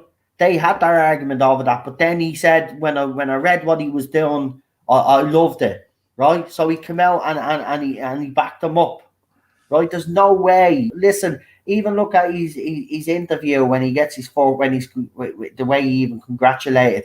It was very politically done, right? He's just saying all the right things, but he's not gonna come out and retcon that. So you need to get that out of his head. So you do have a decision, because, and this is how, and it's as simple as this. You either ignore the fact that the timeless children happened in his own head canon, because he's not going to retcon it, or you have decided that's enough to kill the show for you and you just walk away. And either way, I don't blame you, right? By the way, I want to make that clear. If you decide that that's too much to take and you need to walk away, I can understand it, right? I do understand it. I think that is a massive sticking point for a lot of people, to be honest. I know it is, but they need to understand, and I'm sorry to be the bearer of bad news, but he's never going to retcon it. And I've been saying this for the last couple of years on this channel. Fans need to get that out of their heads. It's never going to be retconned by RTD anyway. If there's any sort of fixing of this to be done, it will be done by Chris Chibnall himself. And this is why I think we are getting the whole story arc, this whole Doctor Who flux thing. I think he is going to try and fix it all. But it's not going to be retconned in the way fans think either, by the way. Probably not. So, again, that's the decision fans have. It's the same, I'd say, with Star Wars fans. You can ignore the sequel trilogy and keep giving out about it, or you can just move on. You have your original trilogy, and you also have your prequels if you like the prequels. You have them, right? And let Disney do whatever. You mightn't agree with what they're doing, but let them move on. You have your original films. It'll be the same with Doctor Who fans. You will always have classic Who and New Who up until whatever year you think the show died in. But it still doesn't answer my question, though. What? What doesn't answer your When question? Russell takes over, is Hartnell going to be the first Doctor? Of course, Hartnell's the fourth Doctor. Should the calendar say the Doctor is the fourth Doctor? It doesn't matter what. Look, I think this is why this flux thing is happening. I think it's going to be explained. Hartnell will be will be reinstalled as the fourth Doctor. I think it is inevitable. The backlash, because that is such a huge sticking point, and the backlash was so fierce, it can't be ignored. Yeah, I don't think it can. But I think Noel's right that no, I think Noel is right in the sense that I think it will have to be Chibnall who will do it. But because it's Chibnall, he'll find some weird compromise somewhere, which we're going to have to stand with. Tidied up, and William Hartnell's reinstalled as the fourth Doctor. Troughton's the second. Pertwee's the third. Baker's the fourth. I don't give a shit, right? I don't care how he fixes it, because we don't really give a shit about Series 13 anyway. But if he fixes it, all well and good. He fixes it. Pat in the back now. Fuck off, right? And RTD to take over. Simple as that. But RTD is not going to retcon what Chris Chibnall done, right? If it's going to be done, it'll be done by Chibnall himself. And I do believe that it will be tidied up for when RTD takes over, so he doesn't have to address it. Because we don't want him to address it anyway, do we? No, of course we don't. We want him to just, we don't want him to have any connection with the Chris Chibnall era. I just want him to move on, right? And pretend that you just ignore it. That would be the best thing. That's what I would say. Just ignore it like they ignored the movie when they brought it back. Right? Just ignore it. Right? There's fans of the movie, right? There's some people that hate the movie. It'll be the same with this era of Doctor Who. Some fans like it, and some fans hate it. So just move on. But it won't be retconned by RTD. Never. And I know Chibnall, as Lee did make the point. Well, Chibnall did that, but Chibnall's different to RTD and Moffat, to be quite honest. I think they have the respect to actually go and say, listen, I have this idea in my head and like to do it. And they probably get pissed off about saying, nah, I don't want you to do it. But then eventually they would come to a compromise like RTD and Stephen Moffat did when he brought back Gallifrey. And it was, he did bring back Gallifrey. It was poorly executed, but let's be honest, it was nice to see Gallifrey back. So look, I mean, we could debate this. This is a stream in itself, to be quite honest with you. But we could debate this all night. But I know that is a huge sticking point for fans, which are going to be very disappointed because it won't be left to RTD to fix that mess up. He's back to boost ratings. He's back to make Doctor Who popular again. So why would he highlight or try fix something that nearly destroyed the show? He'd be hampering himself. What we want from from RTD is fresh stories, fresh ideas, and not to really acknowledge what happened. The sooner we get past this nonsense, the better. Do you think in the future there's going to be some kind of panel with the teenagers sitting on it and saying about Chris Chibnall's, or I think his writing could have been better or something? Yeah, hopefully. No, because Chris Chibnall won't have the balls to go on TV to face people like that. Yeah, that's also true. Right, his balls is on his chin, hence chin balls. He was talking about Pip and Jane. Look, we'll see, but we'll debate this again some other time, because this is a very interesting one. Because I would like to hear your guys in the chat, his opinions on this. Is the Timeless Children a sticking point for you guys? And do you want RTD to be the man to fix it? I'm telling you now, I don't think that will happen. If it's going to happen, it'd be Chris Chibnall himself. But this is actually, I might do a stream on this either Monday or Tuesday during the day, because this is a very interesting topic, and I want to get the pulse of the fandom. If this is a sticking point, let me know. And what I'll do is I'll put a tweet up on Twitter tonight, and if you'd like to answer, so I'll ask the question: is the Timeless child a sticking point for Doctor Who fans to be able to move on? Do they want it retconned by Chibnall or RTD? Give me his or honest opinions, and I'll read them out on the chat.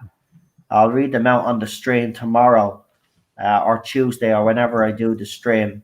But I'll put up the tweet tonight so you can give me his answers. But remember, I will be reading your comments out on Twitter. So if you don't want your name to be read out on the channel, please make it clear in the same tweet that you're giving me your explanation that you don't want your name to be mentioned. So I'll let you know when that happens anyway. Right, I'm going to leave it there, folks. It's been a great panel tonight. And I know we did, talk about other Doctor Who stuff, but that's what we do on a Sunday night. So the first hour is obviously our watch along. And then the next couple of hours, we always have a bit of and we haven't had a decent natter actually. In the last few weeks, since last week, actually, because we've been all very busy and stuff like that. So it was nice to catch up and talk about all of this stuff. But all I'm just going to say is Doctor Who Flux is going to be a shit show. And I'm probably going to be on the toilet for most of it. But look, in all fairness, I'm willing to give it a go, see where this goes. So apparently every story is going to have a kind of an arc going through it. I'm going to see now how clever Chris Chibnall actually is. Can he pull this off? And here's another question I will ask you guys on that tweet.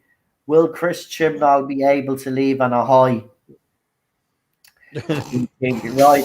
I know we got people laughing on the panel, but if you want to answer that question as well, do you think Chris Chibnall can leave on a high?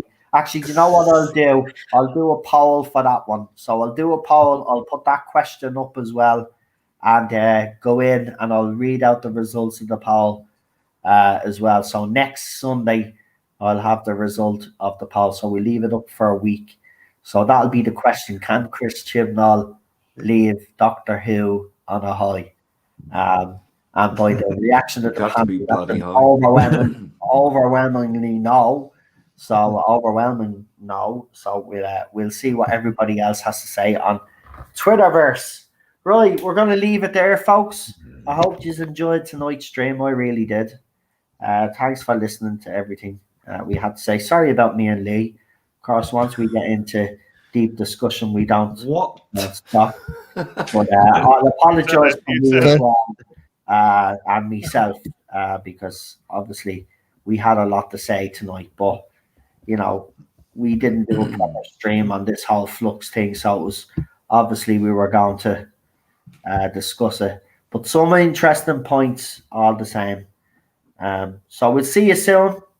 Have a good one. All the channels will be in the live chat there. I think PD was throwing them up as we were chatting away. And we will talk to you very soon. So I'll leave you with the new Who trailer. Have a good one, folks. Bye-bye. Bye. Bye. Bye.